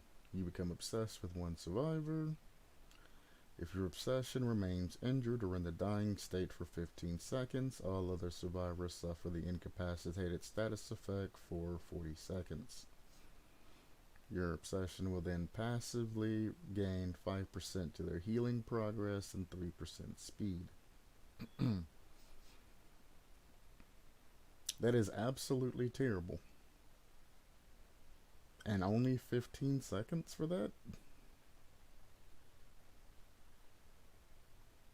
And then, like anything else, there's no type of cooldown or anything like that. But all you gotta do is hit the obsession and then walk away. Because, I mean, it's 15 seconds. Unless they have a med kit and they're in circle of healing as soon as they get hit and the killer's just like, alright, you're good to go. They're always not going to be able to heal within the 15 seconds. If your timer is less than the time it takes to heal regularly with a med kit, your perk obviously needs to be rebalanced. They probably didn't think of this as they were doing it, but I mean, it's kind of obvious for anybody else looking from the outside in that has any type of experience at looking at other perks. 16 seconds is heal speed with medkit. Plus you have to add in escape time and things like that. You want an upwards of incapacitated status effect, being 40 seconds is what you're giving them. But you want an activation of the actual perk of 15 seconds. That's obviously unfair and not right. I ain't even gone over the rest of that. Just that. That's not... No. Just from the first sentence, I can tell this is unbalanced. If the obsession remains injured or in the dying state, if you're going to put something like that, one, make it longer than the time it takes to heal by quite a bit. Two, when the obsession gets hit, all survivors should be able to see the obsession's location. Their aura should be revealed until they are healed. You can't punish somebody for something that they have no control over. It's not a hex. It's not anything like that. They will not know this perk is active until, boom, they get incapacitated and they're not able to do anything. The funny thing about the incapacitated status effect is it blocks most actions. Healing another survivor and doing generators are two of the actions that block. So if the obsession can't heal themselves, they're going to stay messed up for at least those 40 seconds. The obsession passively gains 5%. No, the obsession should passively heal during that time.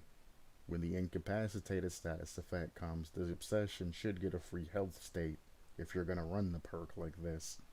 There has to be some sort of negative to the person using the perk.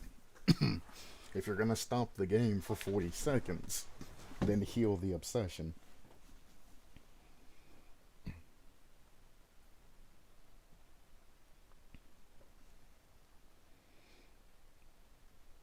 So, the dying state, or injured or dying state for 15 seconds, most specifically the injured state, because the killers just remain in chase.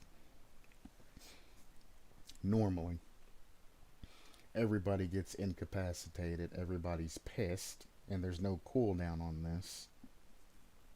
So, I mean, yeah, completely unfair. The obsession should have to remain in the dying state for bare minimum the 40 seconds you're trying to pull of the incapacitated effect. But I would say a full minute. Because if you're going to be chasing them and all of that and putting them into the dying effect, or dying status effect, it should be 60 seconds, at least in general, or it should be a less time and the timer should only activate after the killer leaves, when you're no longer, killer isn't no longer within X amount of meters.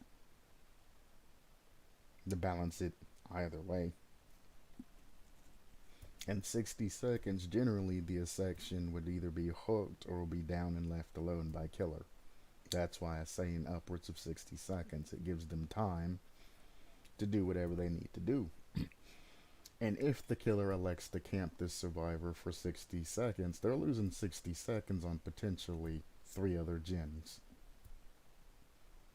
And they're only gaining 40 seconds of that back on all gens. So in that time, you've actually lost time because you didn't hook or make any type of actions.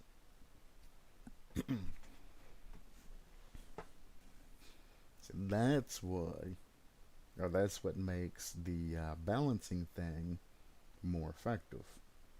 It makes it almost an end. Well, it makes it to where you want to go after the obsession, so you do kind of want to tunnel them, but you don't want to particularly just end them and keep hooking them and send them on their way. You just want to keep injuring or downing them. Downing them would be the most preferable thing or method.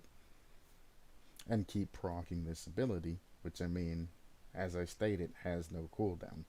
This can be exploited, especially if you have a stealth killer or something like that. You down them, you hide. After 15 seconds, that procs. Another survivor comes to save them. If you're running Ghostface or Michael Myers or something, or even Blade, you walk up, you immediately down the obsession again. They get down, the effect activates again. You walk over, down the survivor, try to save them, you hook them, and lather, rinse, repeat. You've essentially stopped the game for ever. So this needs a cooldown added to it to prevent exploits. It also needs to be balanced because the dying status effect, I mean, nobody can pick you up from dying status effect or heal you before this effect activates. It should be in upwards of a minute regularly, or it should have some caveat of a frozen timer till killer gets X amount of meters away.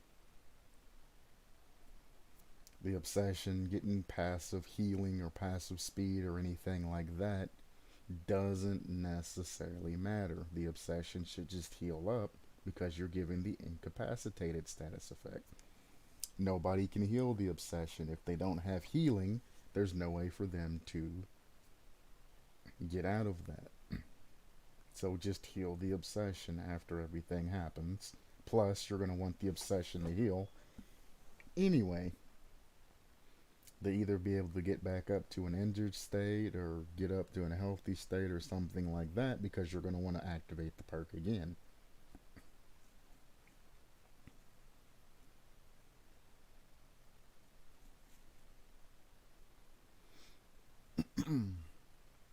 If your obsession is on the hook, the summoning stage is slowed by 5 seconds.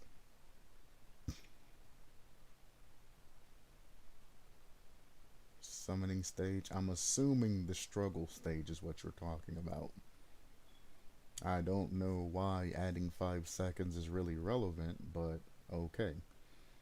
All other survivors suffer the exposed status effect for 25 seconds if they fail to rescue the obsession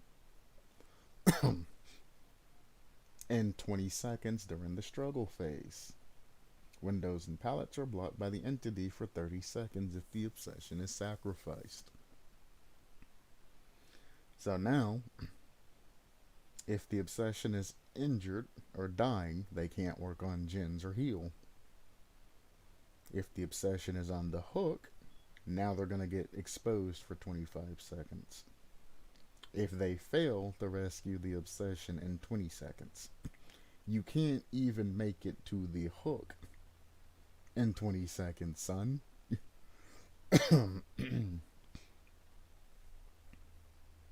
What do you mean? The entire struggle phase lasts for an entire minute. Each phase lasts a minute. Then you're going to block windows and pallets, which is another perk in general. After a generator gets complete, it's its own perk, so that don't even need to be added. This needs to be balanced. Now, the top one's going to have to be balanced for being even longer because the secondary thing is when they're on the hook. That's going to have to be balanced to be even longer because all of this is going on to one perk, which means every killer will have access to it. So this is going to have a huge cooldown on it. This is going to have a huge cooldown on it. And it's also going to have limits on it. How many times it can be used because people like to run decisive strike and things that transfers obsession. So there you go.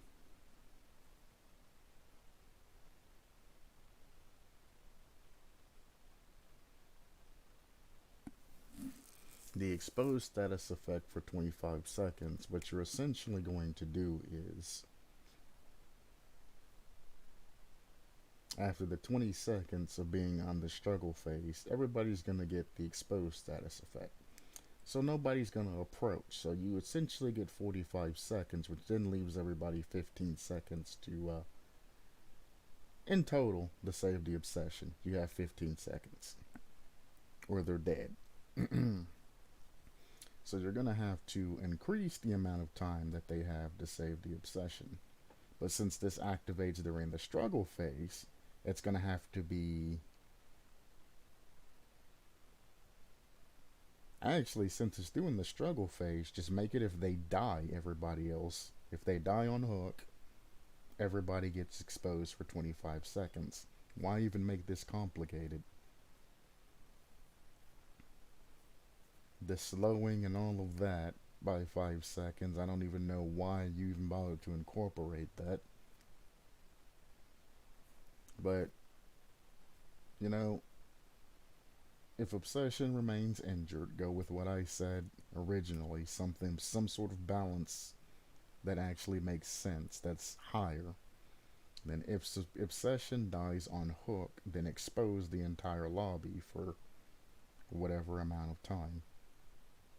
All of this doesn't even need to be there. Just keep it simple. Let's see, this perk will only be active when your obsession is at least 30 meters away from you. Deactivates when 2 survivors are in the trail and during the in-game collapse. So you did add in the ability to force the killer to be distant away from the survivor. It is 30 meters. Killers travel at 4.6 meters, so you're looking at an upwards of 6 seconds for killer to get away. 6 plus 15 is 21. So I would just increase the 15 seconds to about 24 seconds, plus the 6 it's going to take you to get away. That gives them 30 seconds to pick up that survivor. If they don't pick them up within the 30 seconds and you're not around, then things are going to be looking better because it takes 16 seconds to get up. That gives them 14 seconds or so to get there, which generally there'll be a survivor within the vicinity. That's 14 seconds, so no time with the killer to go, or no threat from the killer to get there and get this heal done. The timer is paused until the killer gets away, but I mean, I already incorporated that pause time into it.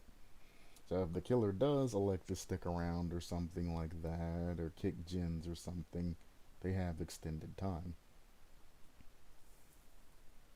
So I'd make it bare minimum, add at least an extra 5 seconds to that. Because it's going to take the killer 6. That'll be 26 seconds. I was just rounding things to make it kind of, you know, but I mean, at least bump that up to 20 seconds. as the fastest time. So as I said, it's going to take an upwards of 5 to 6 seconds for killer to go away. Unless they're a sprinting killer, then it doesn't really matter.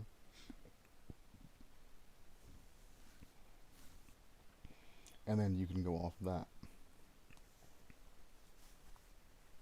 And then if the obsession dies on hook, then just expose the lobby. You can even increase that expose timer to possibly even 60 seconds. But the only problem I'm having with all of that is the classic example. Bubba camping on hook. Bubba gets a hold of obsession, picks obsession up, sits him on hook, stands there. And that's one of the reasons why I wanted to increase this to make it generally like 60 seconds. Or make the killer get a extremely long distance away. Yes, this doesn't activate until the killer is 30 meters away from the obsession. But we're talking about a Bubba that's camping hook. They're going to figure out how to distance themselves appropriately. And what's going to happen is the Bubba's going to have like barbecue and chili or something like that. And they're going to be able to tag, where the other survivors are. Unless you just happen to get lucky and there's one like super nearby. Barbecue and chili will generally hit everybody. Then all the Bubba has to do is just zone the survivor that'll essentially come for the unhook and chase them away. By that time, you'll most definitely get that incapacitated status effect. If this timer isn't increased, definitely. Which will force all the other survivors off their gens once he activates the incapacitated status effect. Which is why I don't like this being 15 seconds is he can just go back to the hook and camp. All you gotta do is just walk out of that distance, wait for the perk to activate, and once the perk activates, walk back to hook. It don't take much with the 15 seconds to get that camp. You walk out, you get all of that, you walk back in. Or if you're running Devour Hope, you walk out, wait for the unhook, then walk back in. And then ladder rinse repeat, because they'll be incapacitated, so they won't be able to heal the person that they save off hook. And you'll get the Devour of Hope token on top of that. Then you hook the obsession a second time or somebody else. The second part of that activates. And I'd say if they die on hook, the survivor should be penalized. As opposed to just them just sitting on hook for 20 seconds. Because once the expose comes, I doubt anybody, unless they're super confident in their ability to save, is going to go for that unhook. That person's basically dead. Gone. So I'm not going to be too savvy on going for an unhook on somebody who, well, first incapacitated me and stopped me from doing chins, then exposed me. I'm going to be very upset. I'm going to be sitting here thinking, so you being the obsession, knowing that this happened, why did you put yourself into a situation to where you got yourself hooked a second time? Go hide in a locker, play very careful. If you even hear a glimpse of a tear radius, hop a locker or something, stay out of sight. Play it slow. Let us take most of the brunt. But if you're constantly going down as an obsession, it's probably best to just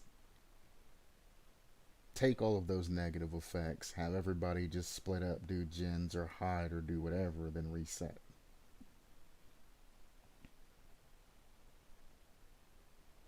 Then, eventually, anytime that they see this killer being ran, they're just going to know that they potentially have this perk, and whoever the obsession is just going to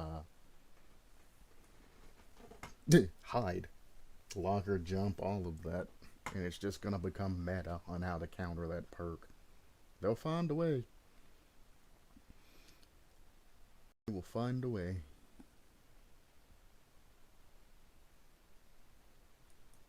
Sound check. Incorporate. Zoom check. Good. Video check. But we gonna be on that. This. Video just check. All good. Survivor. Sean Archer. Eyes on the prize. If the killer is carrying another survivor at least 20 meters away from you, crouch for 3 seconds and press the active ability button to fire your gun. Survivors do not have guns. If survivors actually had guns, Jill, Chris, Leon, well, actually, almost every single survivor is known to carry a weapon, essentially, nowadays. Survivors are not allowed to have guns. Survivors are not allowed to have weapons. Anything that can do any type of lethality, the entity does not allow survivors to have. That is also broken. Because that's literally just a free save every game.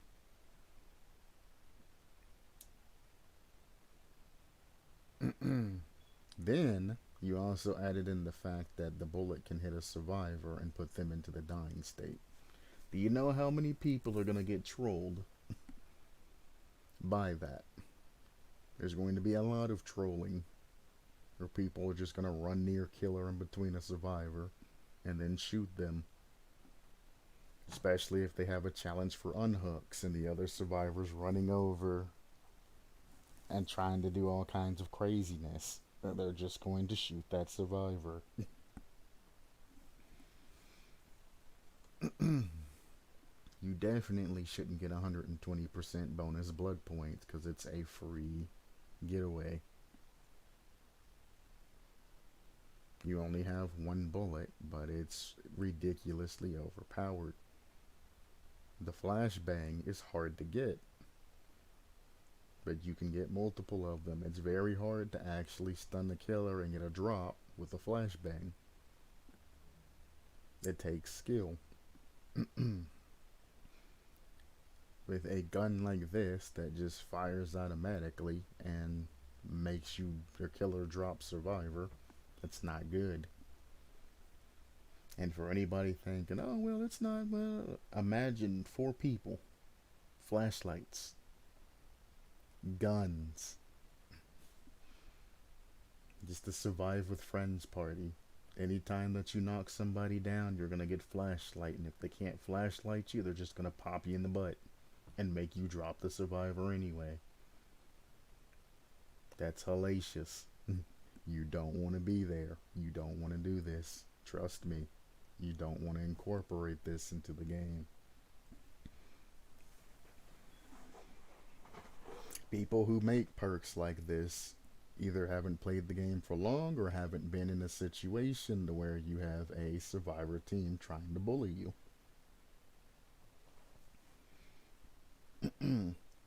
Prison break.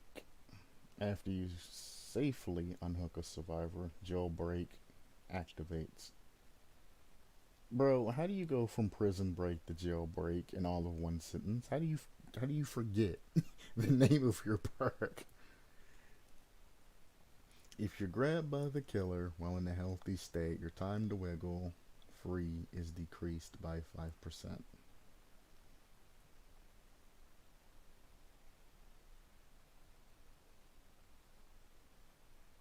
When grabbed by the killer while in the healthy state, your time to wiggle free is decreased by 5%.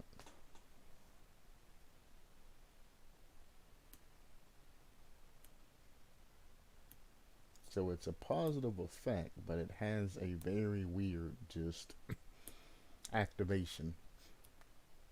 It'd be bad against my ghost face because I like to pull people off gens and things like that, but weird. You will remain in the healthy state and gain the haste status effect for 4 seconds when you escape the killer's grasp. Successfully escaping the killer's grasp will disable the perk for the rest of the trial. Deactivates when the last generator is repaired.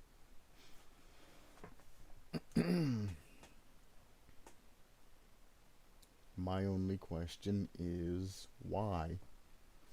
Why would you only want this used once? Literally is just decreasing wiggle time by 5%. It's not very much. Well, I go by moans. It takes generally a little over 10 moans for you to drop a survivor. I don't know if that's 10 seconds or what it shakes out to, but it's a little bit over 10 moans before you drop the survivor. So if it is, let's say 10 seconds, 10% of that's only 0.1 seconds. Or not 0.1 seconds, what am I saying? 10% of that is only 1 second. And you're going 5% of that, it's 0.5 seconds. I was going off the 0.5 from the end of that because I pre-did the math. So you're essentially only saving 0.5 seconds off the end of that wiggle timer, which ain't much. For a niche perk like this, where you have to be grabbed by the killer in a healthy state, so locker, generator,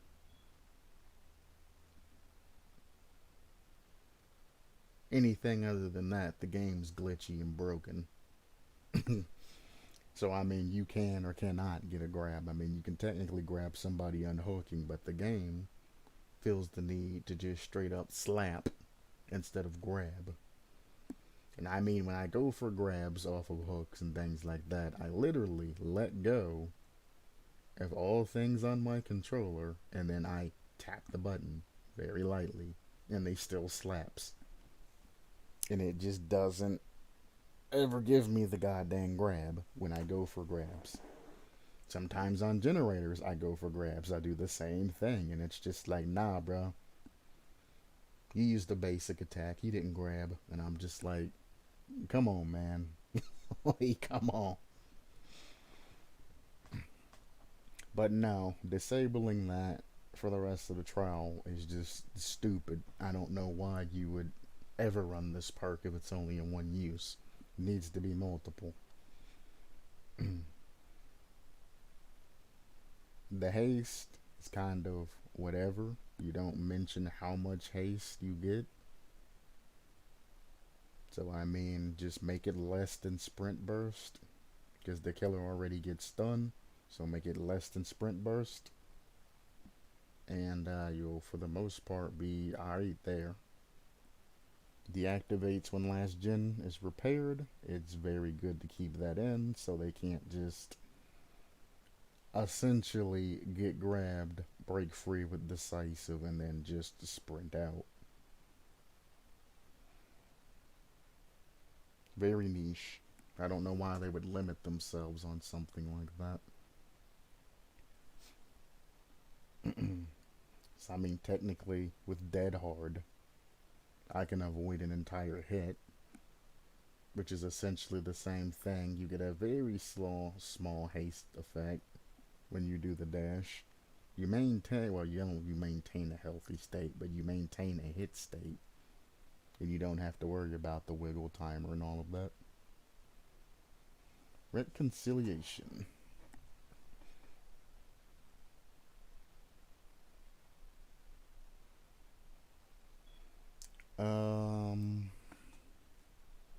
Is reconciliation the proper word to use there?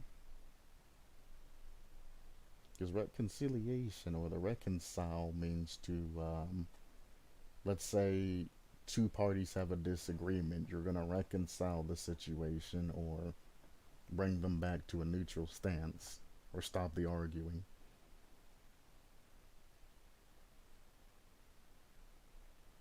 That's what reconciliation comes with. I don't know if starting anew works for the word reconciliation.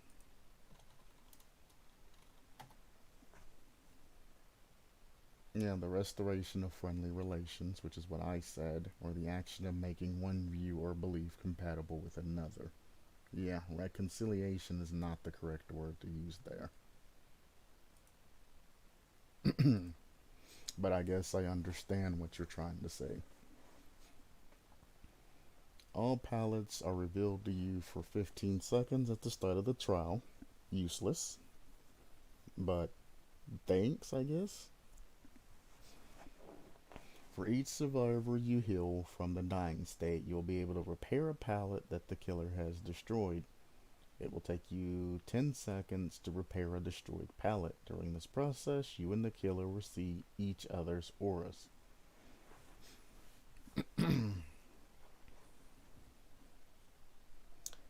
I see what you tried to do there, but the thing about it is, if the killer is in chase and you're doing an action that prompts your aura to be seen, they're not just gonna stop chase and say, "Oh, he's about to bring up, he's fixing pallets. I gotta get across map to him." Like, no, they're gonna continue doing what they're doing. And on the second note, anybody who loops a lot is literally gonna just do that to get the killer's attention, and they're gonna do it on a god pallet. So they're gonna spend the extra 10 seconds that the killer takes to get over rebuilding the pallet. By the time the killer gets there, they're just gonna drop the god pallet again and then start a loop.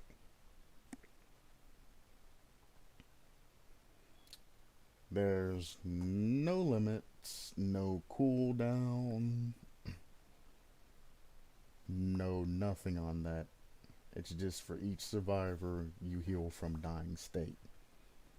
So if the killer slugs a lot or anything like that, you can essentially just get every god pallet back up. It's kind of ridiculous. I see what you're trying to do, and it would be useful. I mean, it's kind of better than the lift pallets back up that have been dropped. Is most case for most killers just immediately break god pallets and continue on. But I mean, I don't agree with the particular assumption that survivors should be able to get god pallets back under any circumstances unless the killer is negligent. If he don't break the god pallet and they pick it back up, that's on the killer. That's something that they elected or that they knew could happen, and they decided that it was better to walk around than to pursue or than to break and pursue that survivor. Which you're kind of weird if you try to walk around, because the survivor's just gonna keep using that god pallet back and forth until you break it. But there are rare cases where survivors do panic and they drop god pallet and continue sprinting. So there you go there.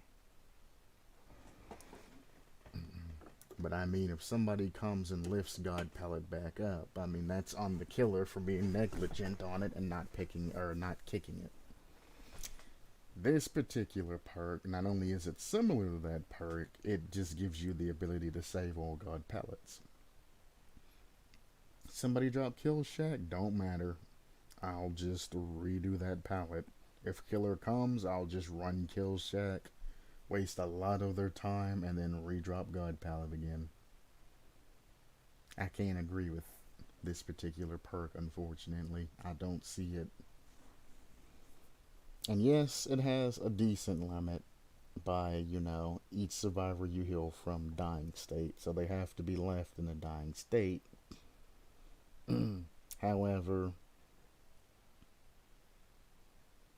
I don't know. It just don't take much to get a survivor out of dying state. Because you're going to probably be running, med kits, probably at the end of a med kit, a syringe or something like that. And that will assist greatly.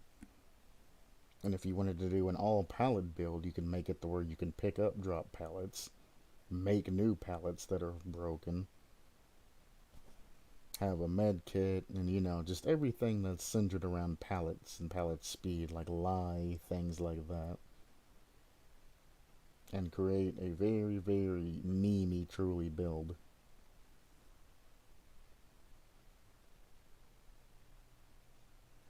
But then the question that I always ask is, why would I give up, a perk slot to run this particular perk? Because you're either going to get amazing value out of it, because you're going to have a killer that slugs a lot, or the killer's not going to slug at all and you're going to get zero value. It's a very big gamble.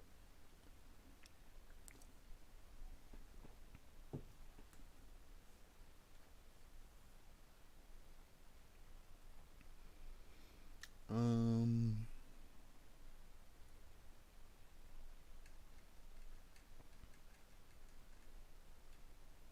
this is one of the better ones that I've done today, so I'm going to congratulate you regardless. Yeah, and I guess we'll look at some of these like new hairstyles for Michaela.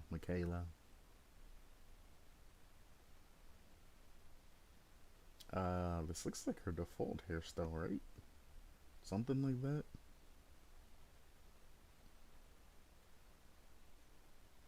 Isn't this her regular hairstyle? And then this is essentially the same thing, just more HD and different color.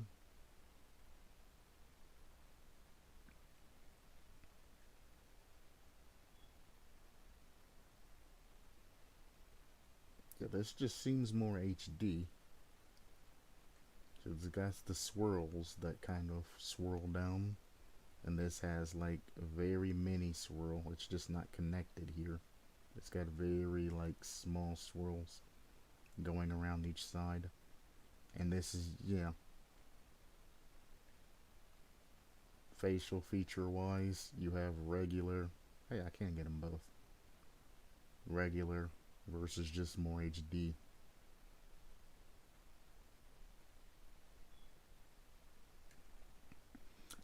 Wrong forum, I do believe. They have a forum for this, but interesting.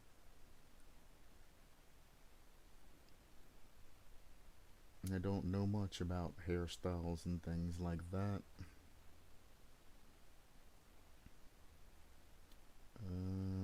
Myers and Ghostface cosplays. If he uses the same mask, I'm gonna lose my freaking mind. 64 years old. No, 64 more years, so tier 3, you old fart.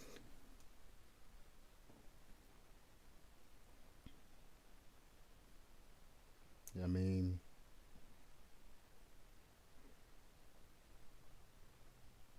yeah, that's Michael Myers cosplay. You have like your old utility suit. I was gonna say plumber suit. I think it's just a utility suit and mask. And then Ghostface wears a robe and a mask. So I mean, yeah, thinking about it, this is one of the easiest cosplays.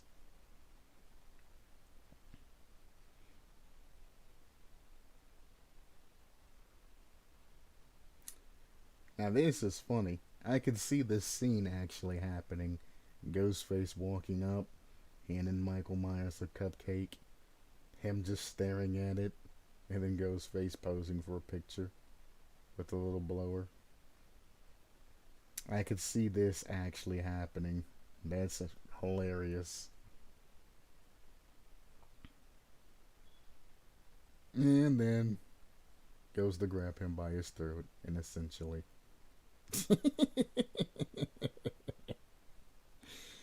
Oh, that's good. That's good.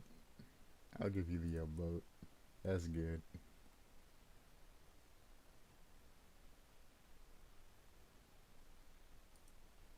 That was pretty good.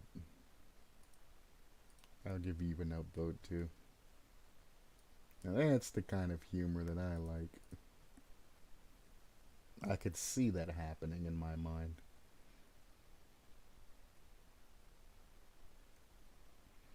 Alright, well, tomorrow, the only thing that's gonna be left is. It says new. I might as well do this, knock that out. We have the huge forum that apparently has quite a lot of trafficking going through it.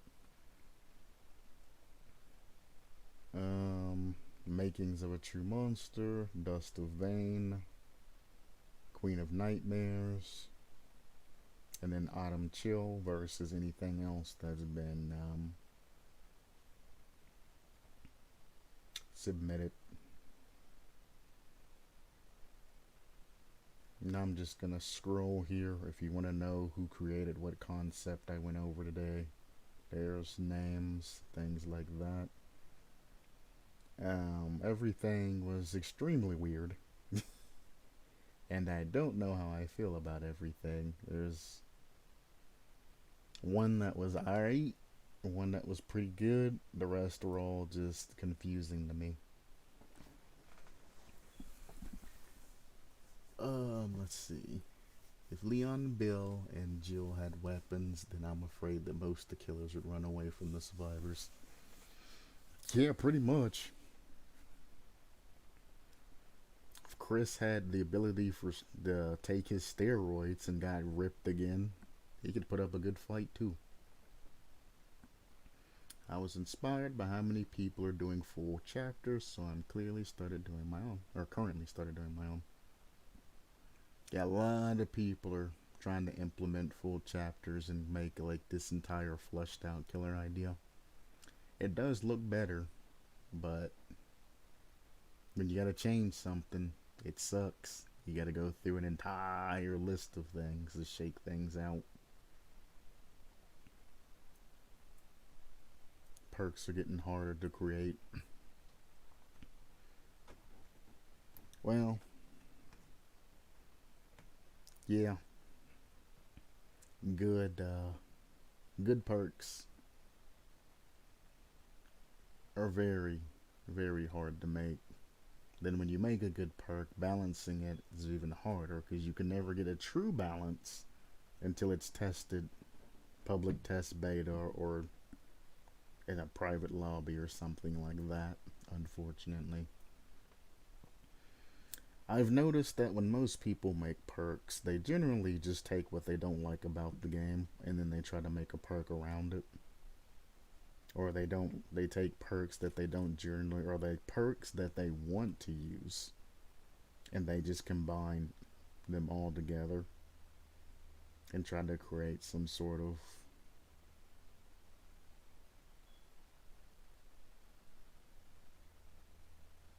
I don't know, maybe like a collage of perks or something, or a mural of perks.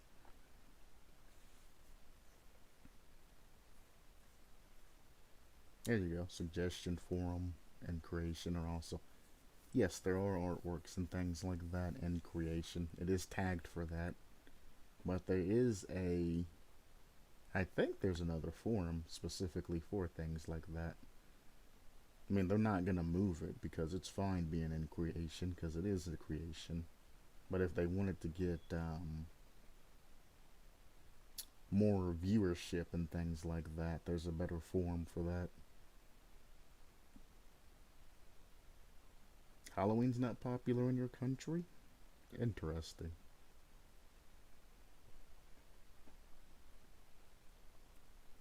I have a few ideas, but when I think if I would like to play against it, I say, oh no. That's it. That's it right there. And like I always say, if you take your perk and you put it on a meta killer, is it gonna make them too OP? And for a lot of the perks, I compare it to meta killers, and I'm just like, bro, no, please stop. You're gonna actually make me stop playing this game if you actually have an idea that makes it through. Like that conversation about the camaraderie or kinship that we were talking about, that you want the timer to be at the beginning as opposed to at the end because it takes time to get to them and etc etc. And then that other guy was trying to do something else which was weird, and then he was trying to argue with you, and he's trying to argue with everybody else, and he wasn't understanding the core concept of the actual conversation. But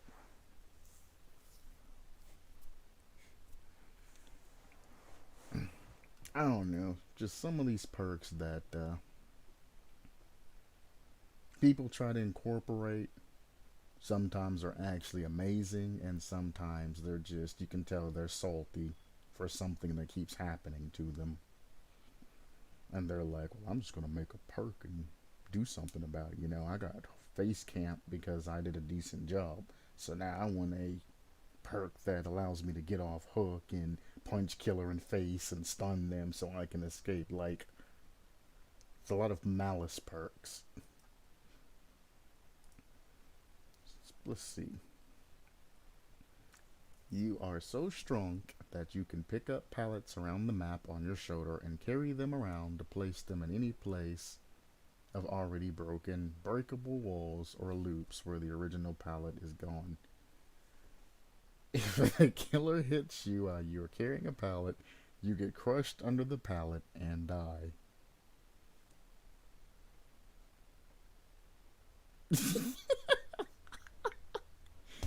It needs to have perk levels. You get crushed under the pallet and die for 1, 2, and 3 seconds. That's any means necessary. Oh no. Oh no. That's hilarious. But also, it was edited, which makes that even more hilarious because it was a meme to begin with.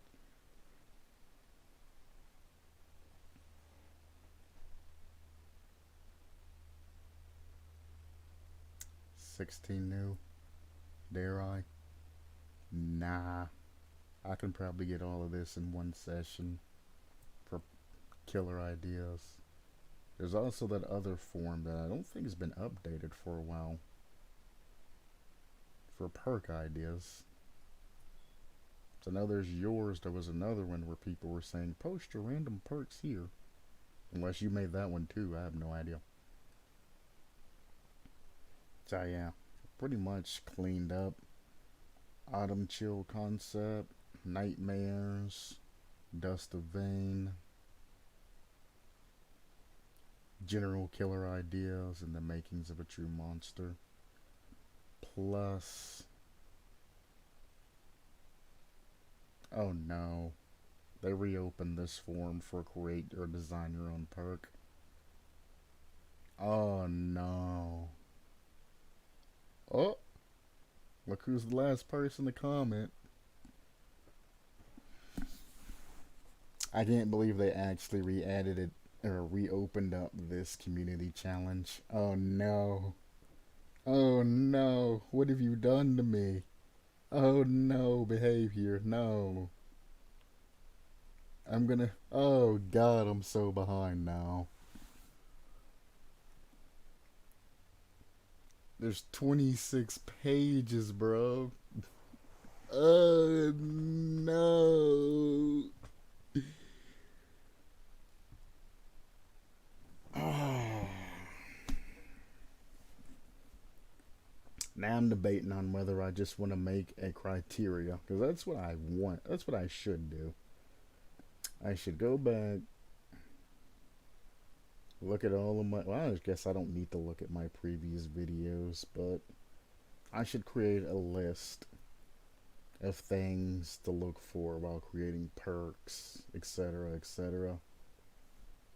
Pop that list on screen, make like a checklist, fill out, whatever the perks are, or perk name, perk information, and then a checklist.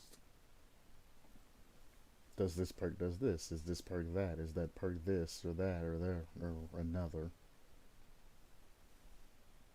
put it in a video, send it to whoever it is, or put it in a live stream and do multiple. Give them links to a video. It'll give me more viewership. They'll see the perk list. It'll help them in future endeavors. Things like that. That's what I should do. I'm lazy though. I'm not gonna take the time to create a checklist.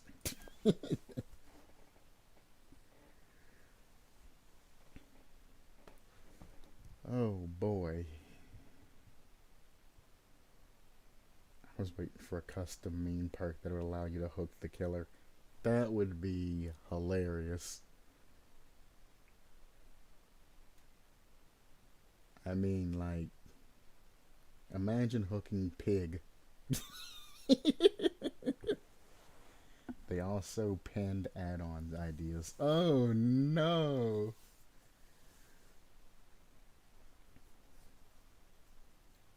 Ice Steam Killer perks. I initially wanted hypothermia to stop the survivor's recovery meter from dying state. You imagine yourself in that situation and flip-flopped. If the devs are following this, and I hope they do since they pinned it. You would assume, well, technically a mod pinned it, but you would assume because a mod pinned it, the devs asked them to. But generally, around this time of the year, don't they always open it?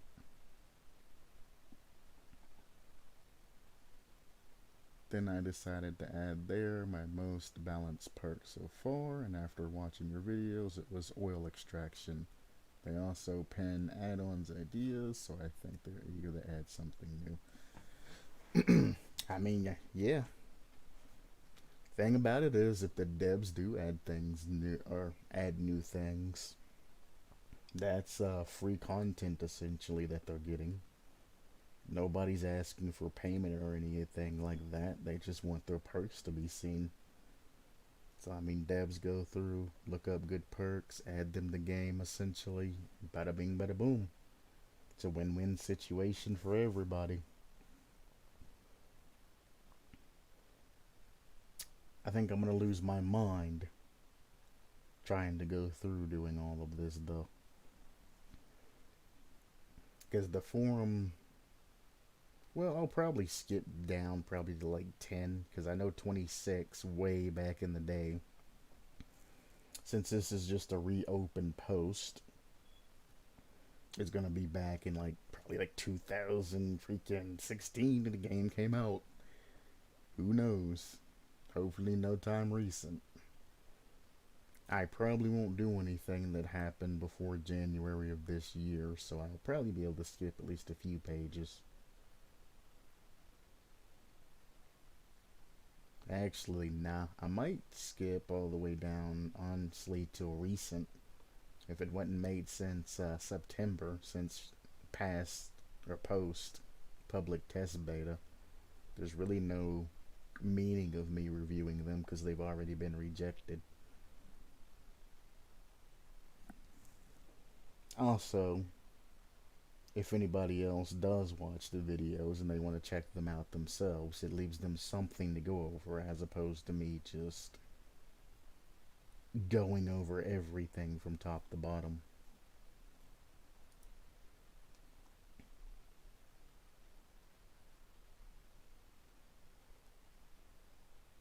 Ah, yeah. It would be absolutely amazing if they added my perk and or my idea. I want them to add the alternative killer portion of that. I think it would be a huge rendition. Let's see how far this goes. I should have just clicked on the 26.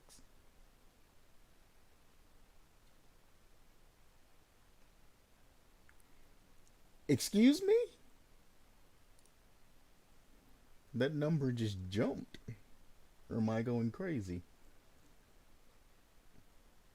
Wow. August 24th. This actually is fairly recent.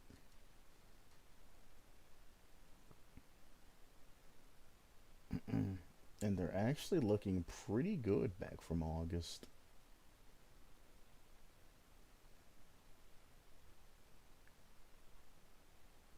Oh my. Some of these are from actual forum posts. I remember this one. Did I show this on stream? Or was this one of the ones that I scrapped? I don't remember.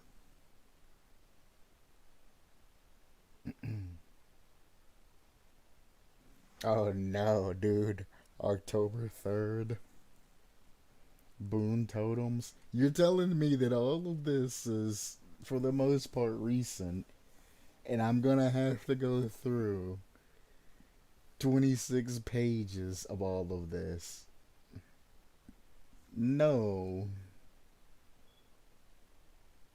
Because besides this first particular couple of August posts, well, no, PTB ended towards the end. So somewhere around here. But I might as well go ahead and do the first, like, 5. So yeah, I'm going to be stuck doing 26 pages of this. And I'm going to try to shove it all into one session. So I'm going to be just jumping through, going, you know, oh, so-and-so and so-and-so, good. So-and-so and so-and-so, replace this, bad. So-and-so and so-and-so, and just skipping through and skipping through and skipping through. Which we both know it's not going to happen. I'm going to end up taking way too much time, getting like one page done in like 5 hours, and then being like, man, I'm behind. Getting on, and then being like 3 pages back, and I'm just going to be forever going over perks. But that is okay.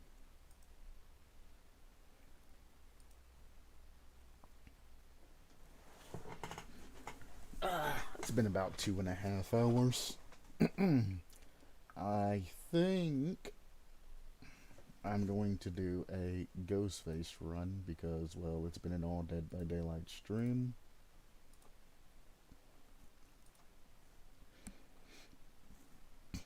And after that, possibly get off. I don't know if I really feel like doing a Survivor run.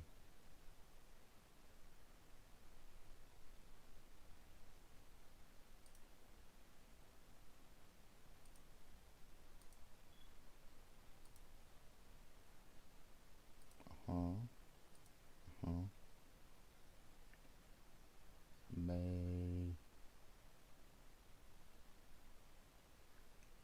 New? Oh, because it's new to me. Makes sense. Open up DBD. Sound warning, sound warning, sound warning. Things be loud. DBD. Music created by you. By whoever the community manager is.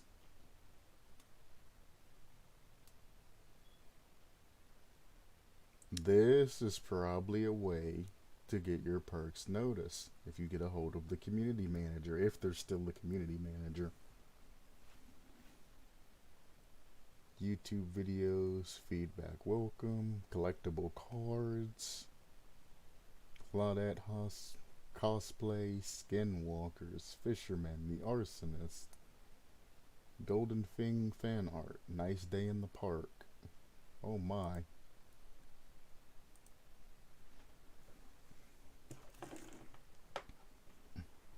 I think I've fallen down the rabbit hole and I can't get back out.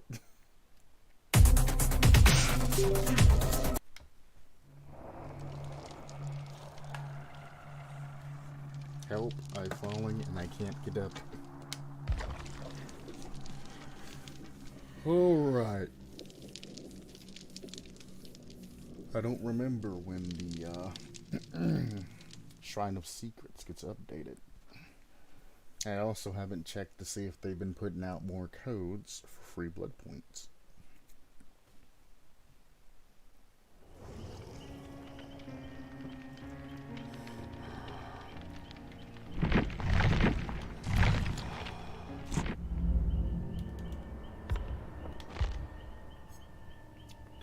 potion. That's the terror radius transfer to obsession. Now my other... Why? Why do they always add in meme things? Just Shrine of Secrets. Overwhelming presence. Technician.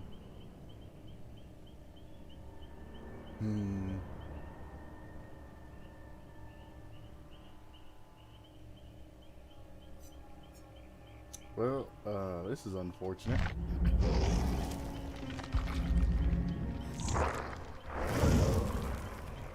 It's unfortunate indeed.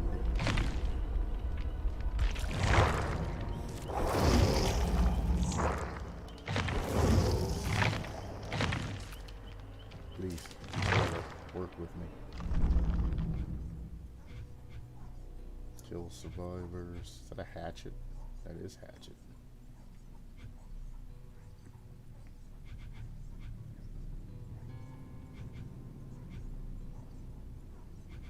I mean, that's easy to do, but I don't want to have to actually tunnel survivors.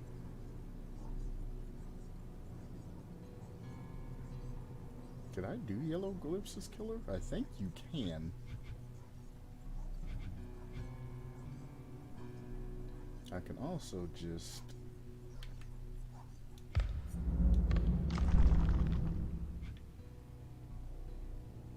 go here. So tricksters.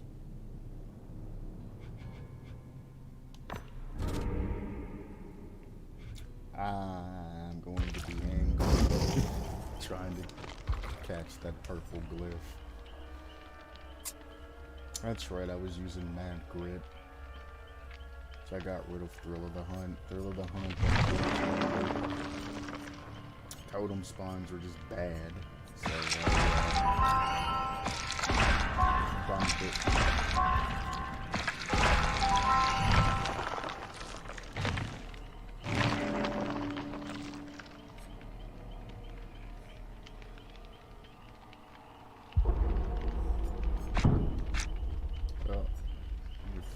Demise.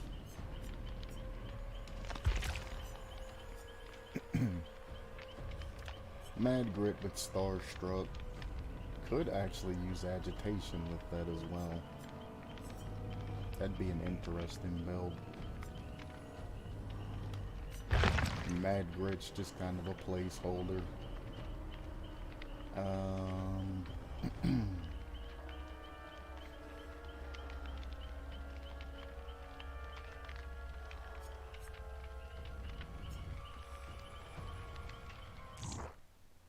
don't know. I don't have very many cards for Ghost Face, despite being level 50.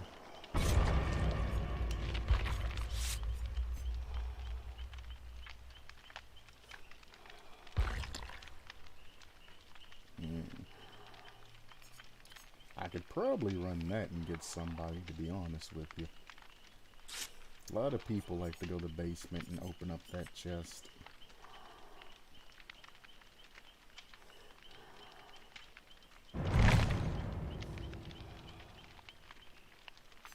I could also just run Franklin's. 2 med kits and a flashlight.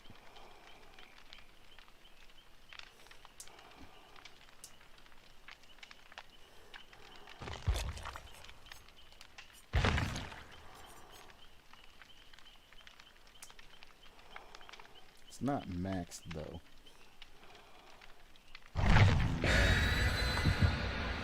I'm gonna regret not running Franklin's here, something tells me, but I'll let it go.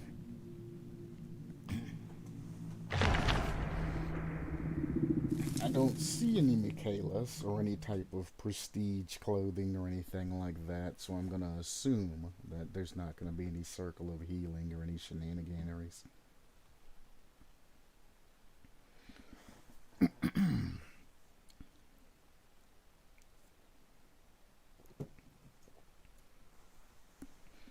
And what's going to end up happening is, I'm going to call it now, I'm not going to get any use out of Mad Grit, and somebody's going to use like Stypic agent or something like that and a med kit to escape me at the end of the match. And I'm going to be sad. Very, very sad.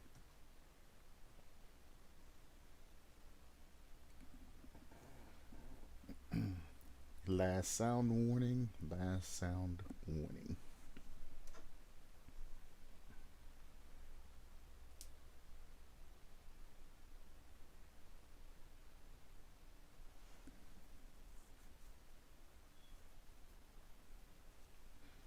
So the first thing I usually do is walk to the opposite generator on the opposite side of the map.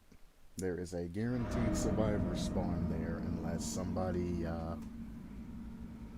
unless somebody plays like a Shroud of Binding, or if the game spawns everybody together.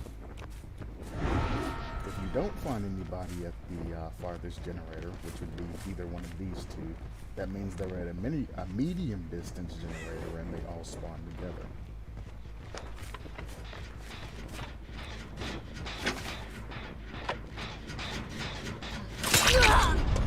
Where's my grab, though?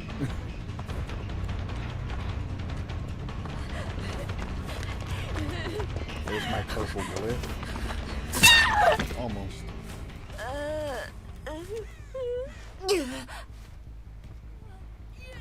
They are not on any generators. Oh, if only I knew basement was there.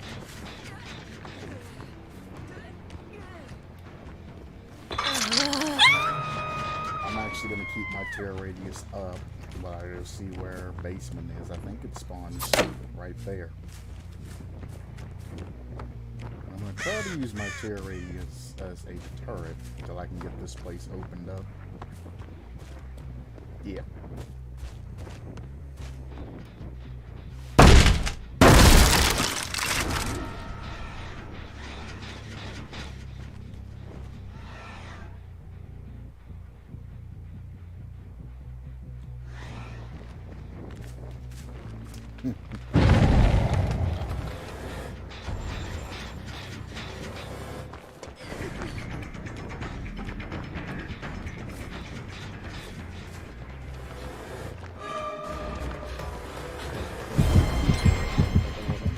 At that generator too, Jesus. Hello.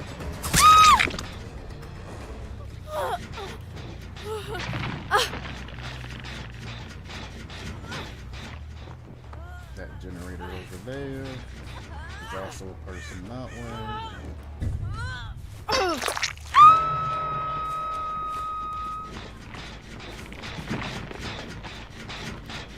Please kit. So I have, unfortunately, I'm getting gen rushed like crazy. Try to use my tear radius, turn away a little bit, go into stealth mode, head over.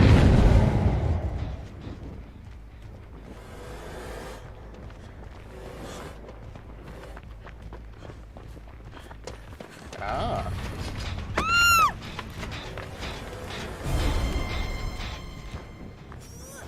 Okay. We got some pressure.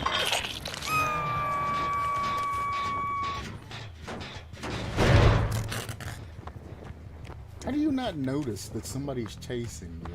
I don't understand that one.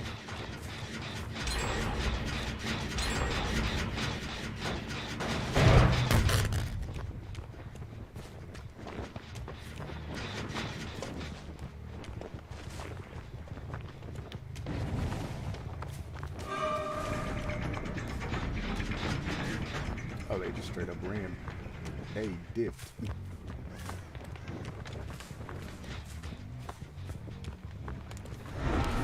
Okay, we'll do it this way. Also,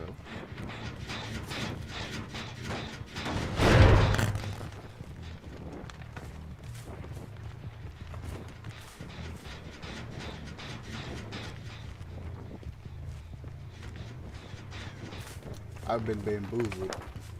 If that person's running urban invasion, good for them, but I unfortunately can't stick around.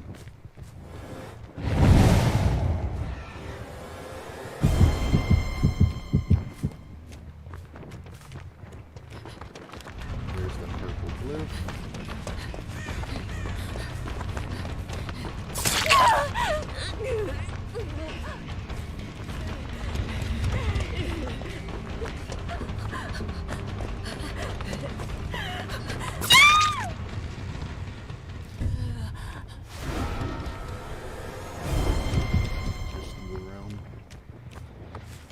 Have time to hook her because they're gin rushing the crap out of me right now. Ah! Jesus Christ. I should try to hold that 3 gen over there, but it is what it is.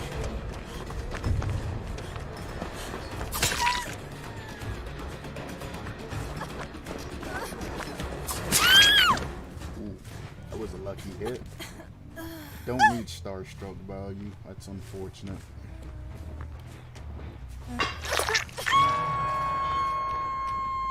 Those are good.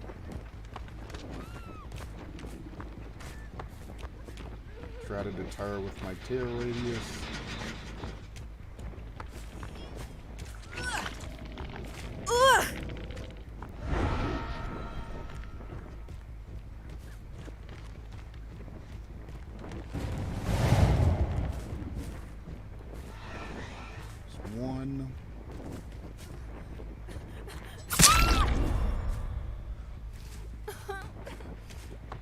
I won't hook you. I'm not a monster.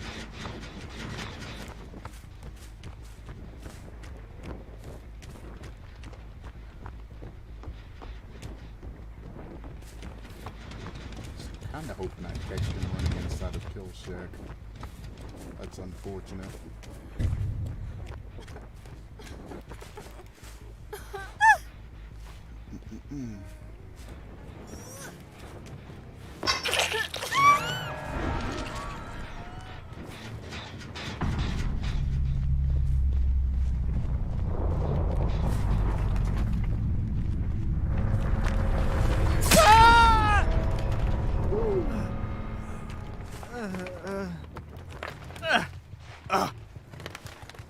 Starstruck value.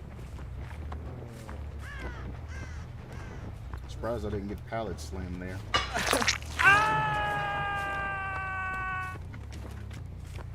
That one's being worked on.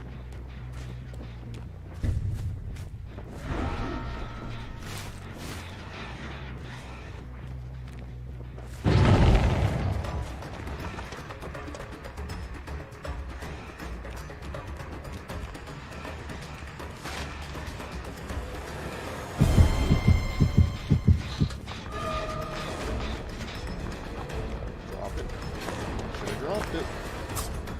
Good dodge.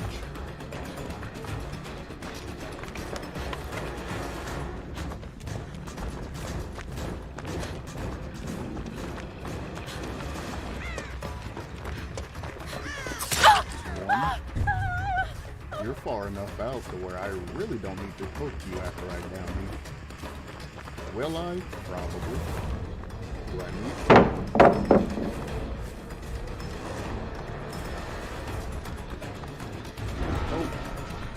Needed my stealth back.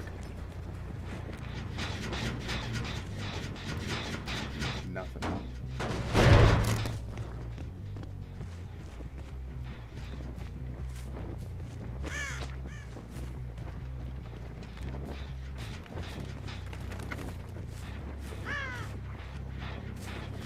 Nothing.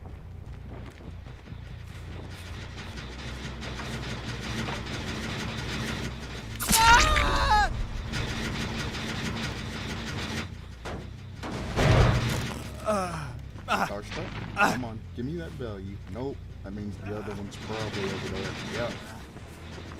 That's another one done. I expected that to get done, but now I have a 3 gen situation. He's on his last hook. They're probably going to run over immediately for that.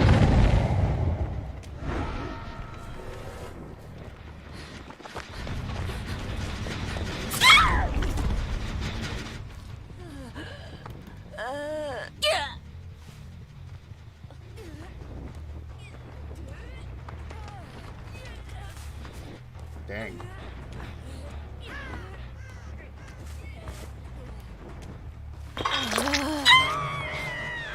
tool hook.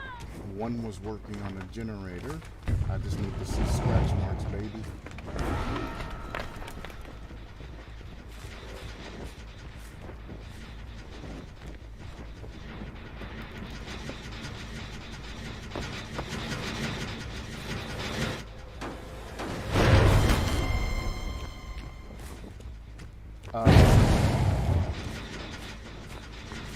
What happened to my killer instinct I'm supposed to get here?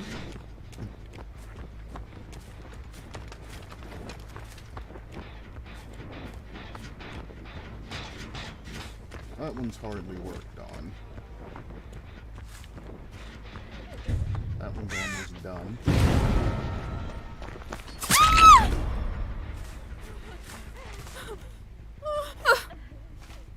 So they're gonna get that last gen over there. This gives me at least a little bit of time left.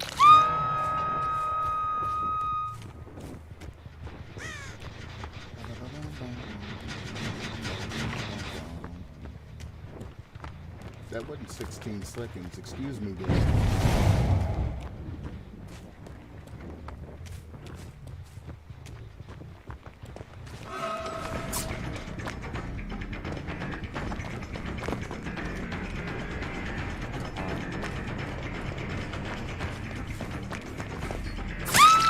Fortunately, I can't afford to just swing wildly anymore. I actually have to aim. So this gen hasn't been touched. That means that one's going to be done here in the next like 10 or 20 seconds. I did get another one out though. I'm not going to make it to that one in time though.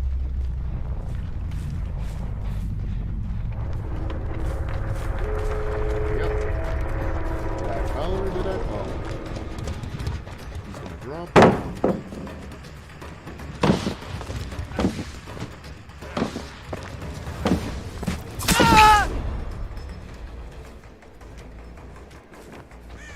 And they're probably going to escape.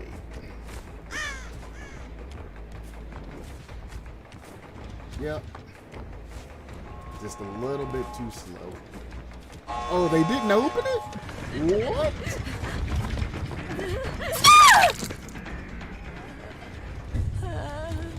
Say it ain't so. Why didn't you leave? You have to have decisive or something. There's no way. There's no way.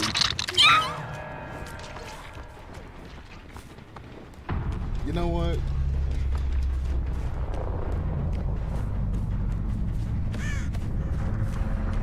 There's no way, right?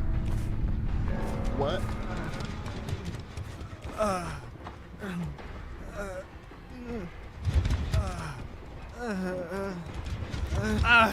Decisive?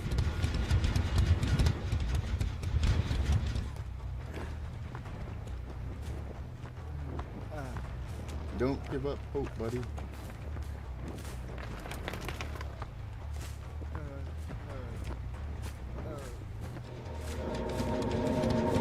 Why didn't you just crawl out? It was right here.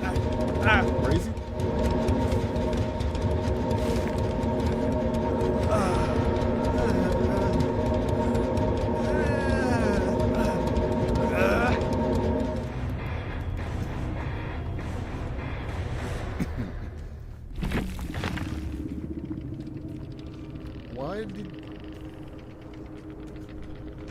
Why didn't she leave?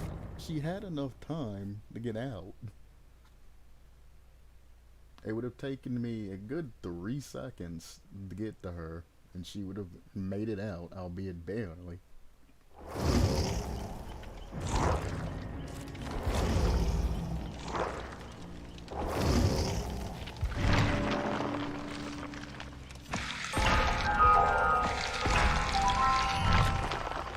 Oh.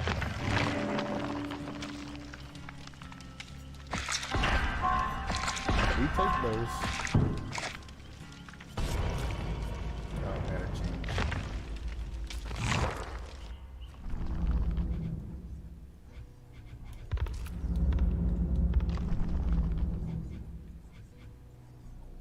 There's nothing I can actually do there.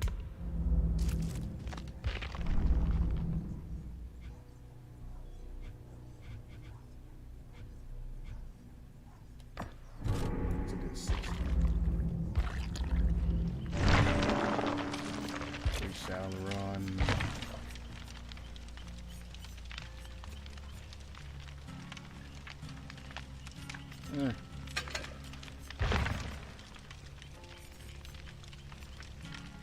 It's only 8 seconds of use though. Let's stack batteries on that. I'll play this because I generally always get a inside map.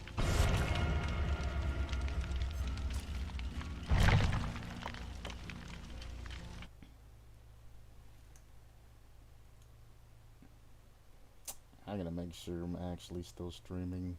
Nice.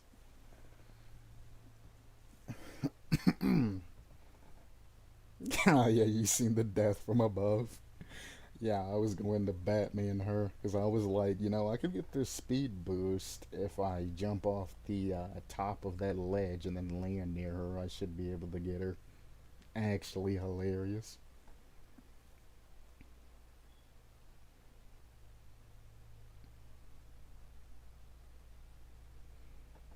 Oh man. That was a sort of high octane game. Unfortunately, they kept trying to run me away, and I was taking the bait, but also me just knocking one of them down makes another one leave a generator for a small moment, which gave me that extra time that I needed. I knew that when I go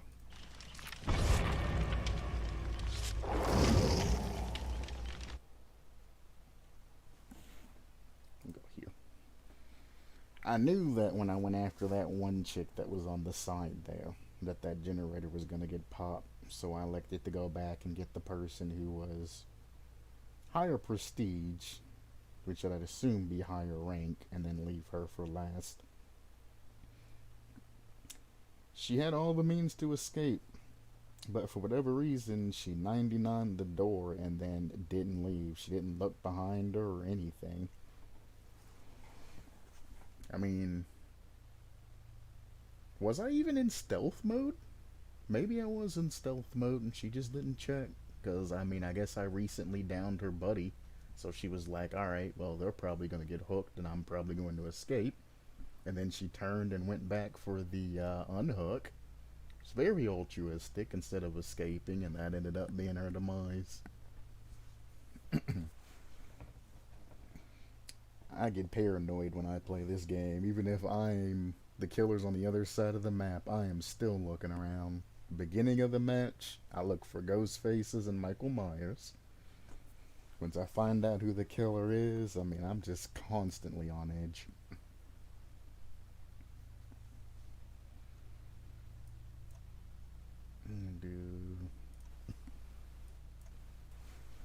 If I'm the killer's on the other side of the map. Good sound check. Good video. I am still looking around. Alright. Let's start this bad boy.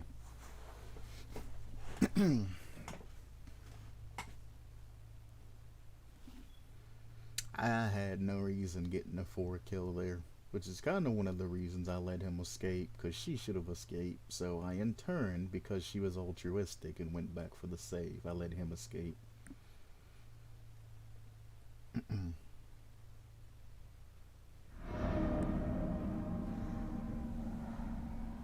I feel more content letting one go than just destroying their entire squad. Because I can't say it was really a destroy, because they generous the crap out of me. They made me think on my feet there. I don't know.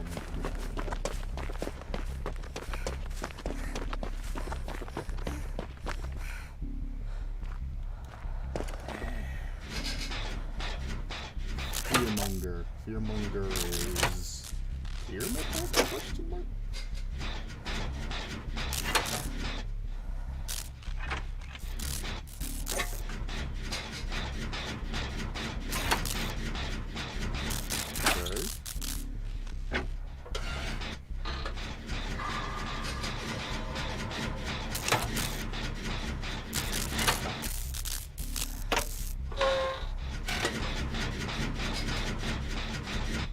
I hope they never change it to where if you look away from Jen, it gets quiet. I love that.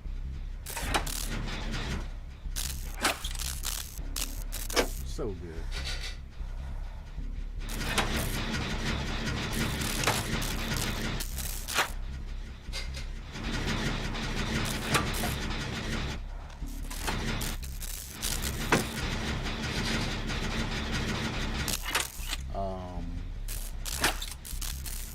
I didn't get immediately hit. Do we have a meme killer?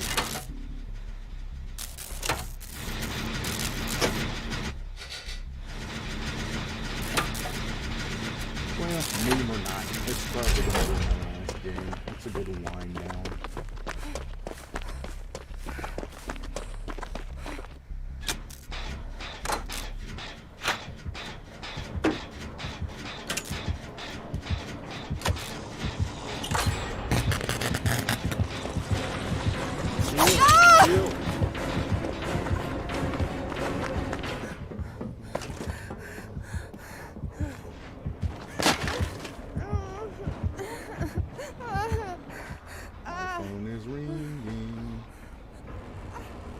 Don't. Please don't. You did it anyway.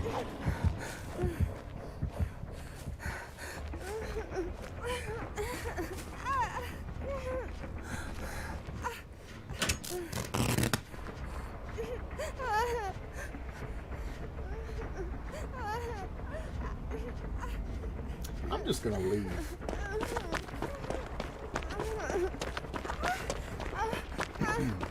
At least this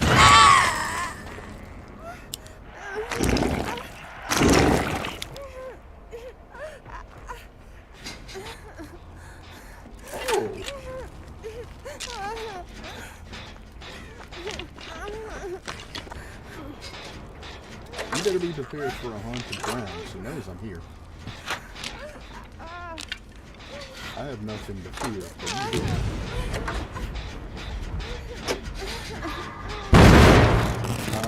Well, that's unfortunate. Hopefully that was the power of hope.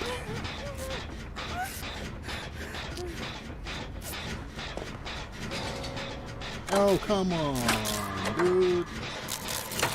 I was just about to point out that two of us shouldn't be working on the same generator to do the speed lines and things like that.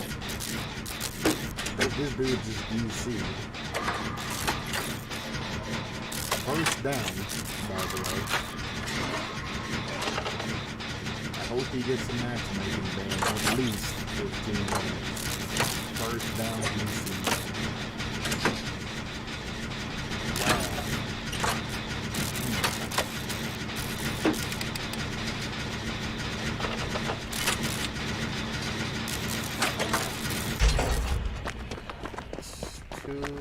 Skipping that one. There's one there. That'll give us one gem. There's 2 gems, 3 gems there. And the last one, I have no idea. I hope we get it done.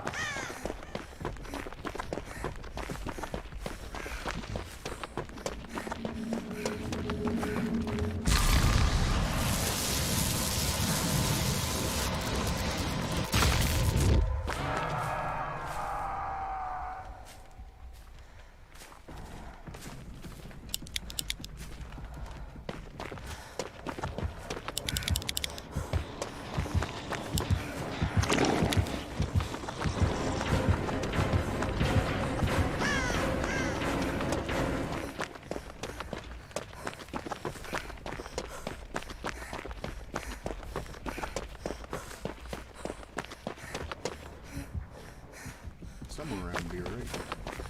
Oh, they triggered it.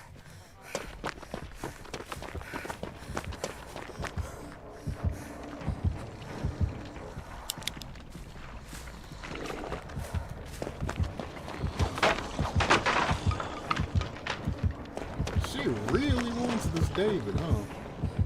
Oh, it's not. You're going after Claudette. Do your thing, Claudette, with the beat beat.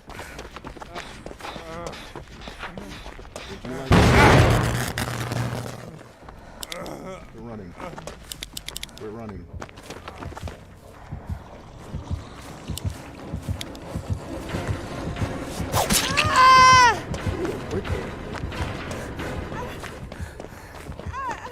You're welcome, by the way, David.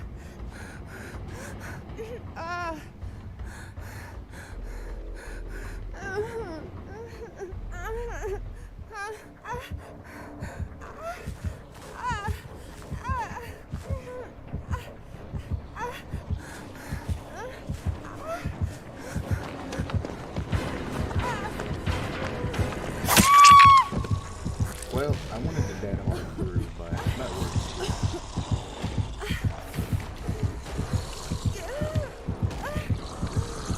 You alright?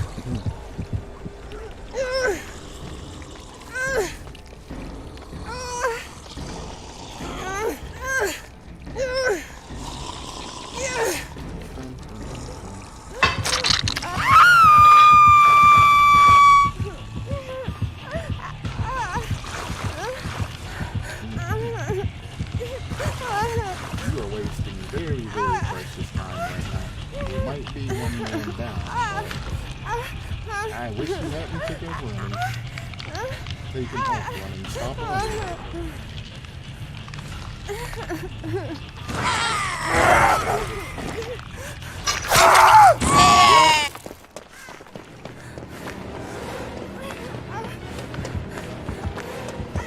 Pallet? Pallet's gone. Johnny knows.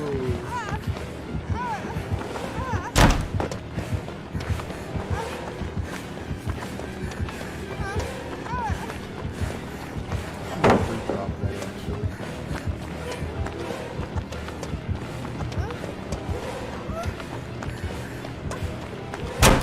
Heck yeah. Hop in.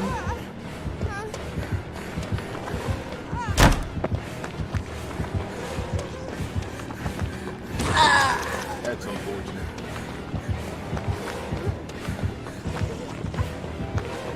Yep. Oh, I made it.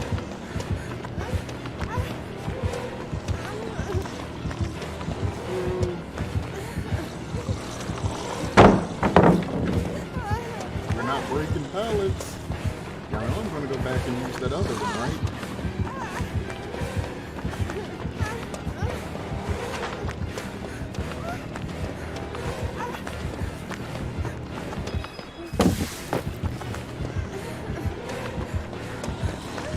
You're gonna break this pallet.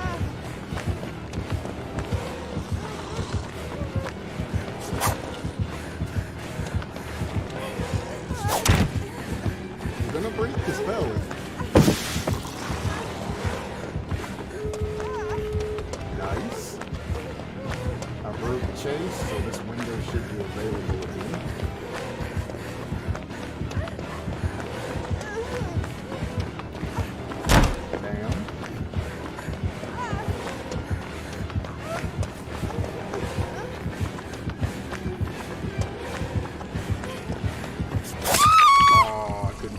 I should have went in.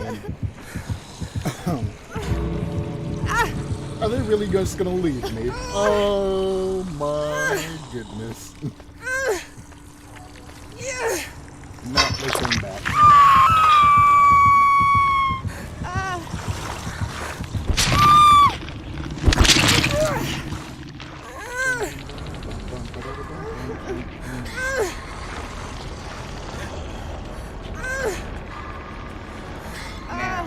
You're gonna have to get her attention before you pull me out, because you're gonna probably activate one of her. Exactly.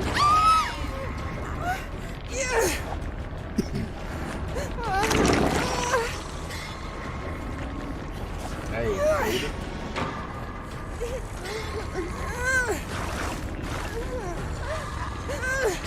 Wait, what? It disappeared.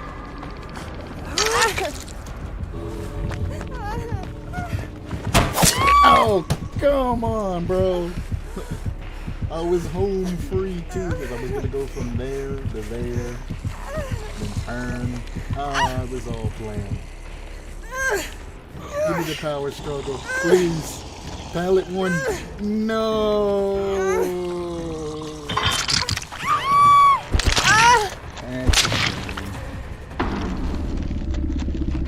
That's my fault for checking, or for not checking.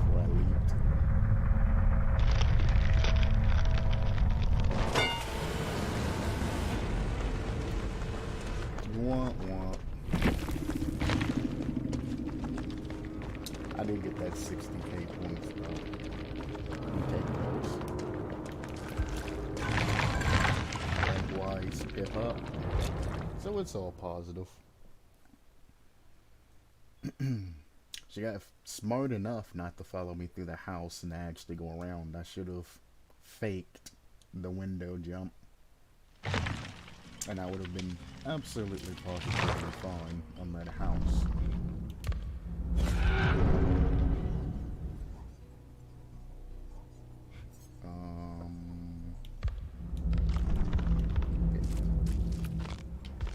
Don't know why it doesn't keep the one you selected. Kinda weird. Sure. Try start that. Alright. That was a pretty fun set of games. Gonna study for the weekend exam. It was a nice break. See you next time. See you, man. Good luck on your studies. Good luck on them studies.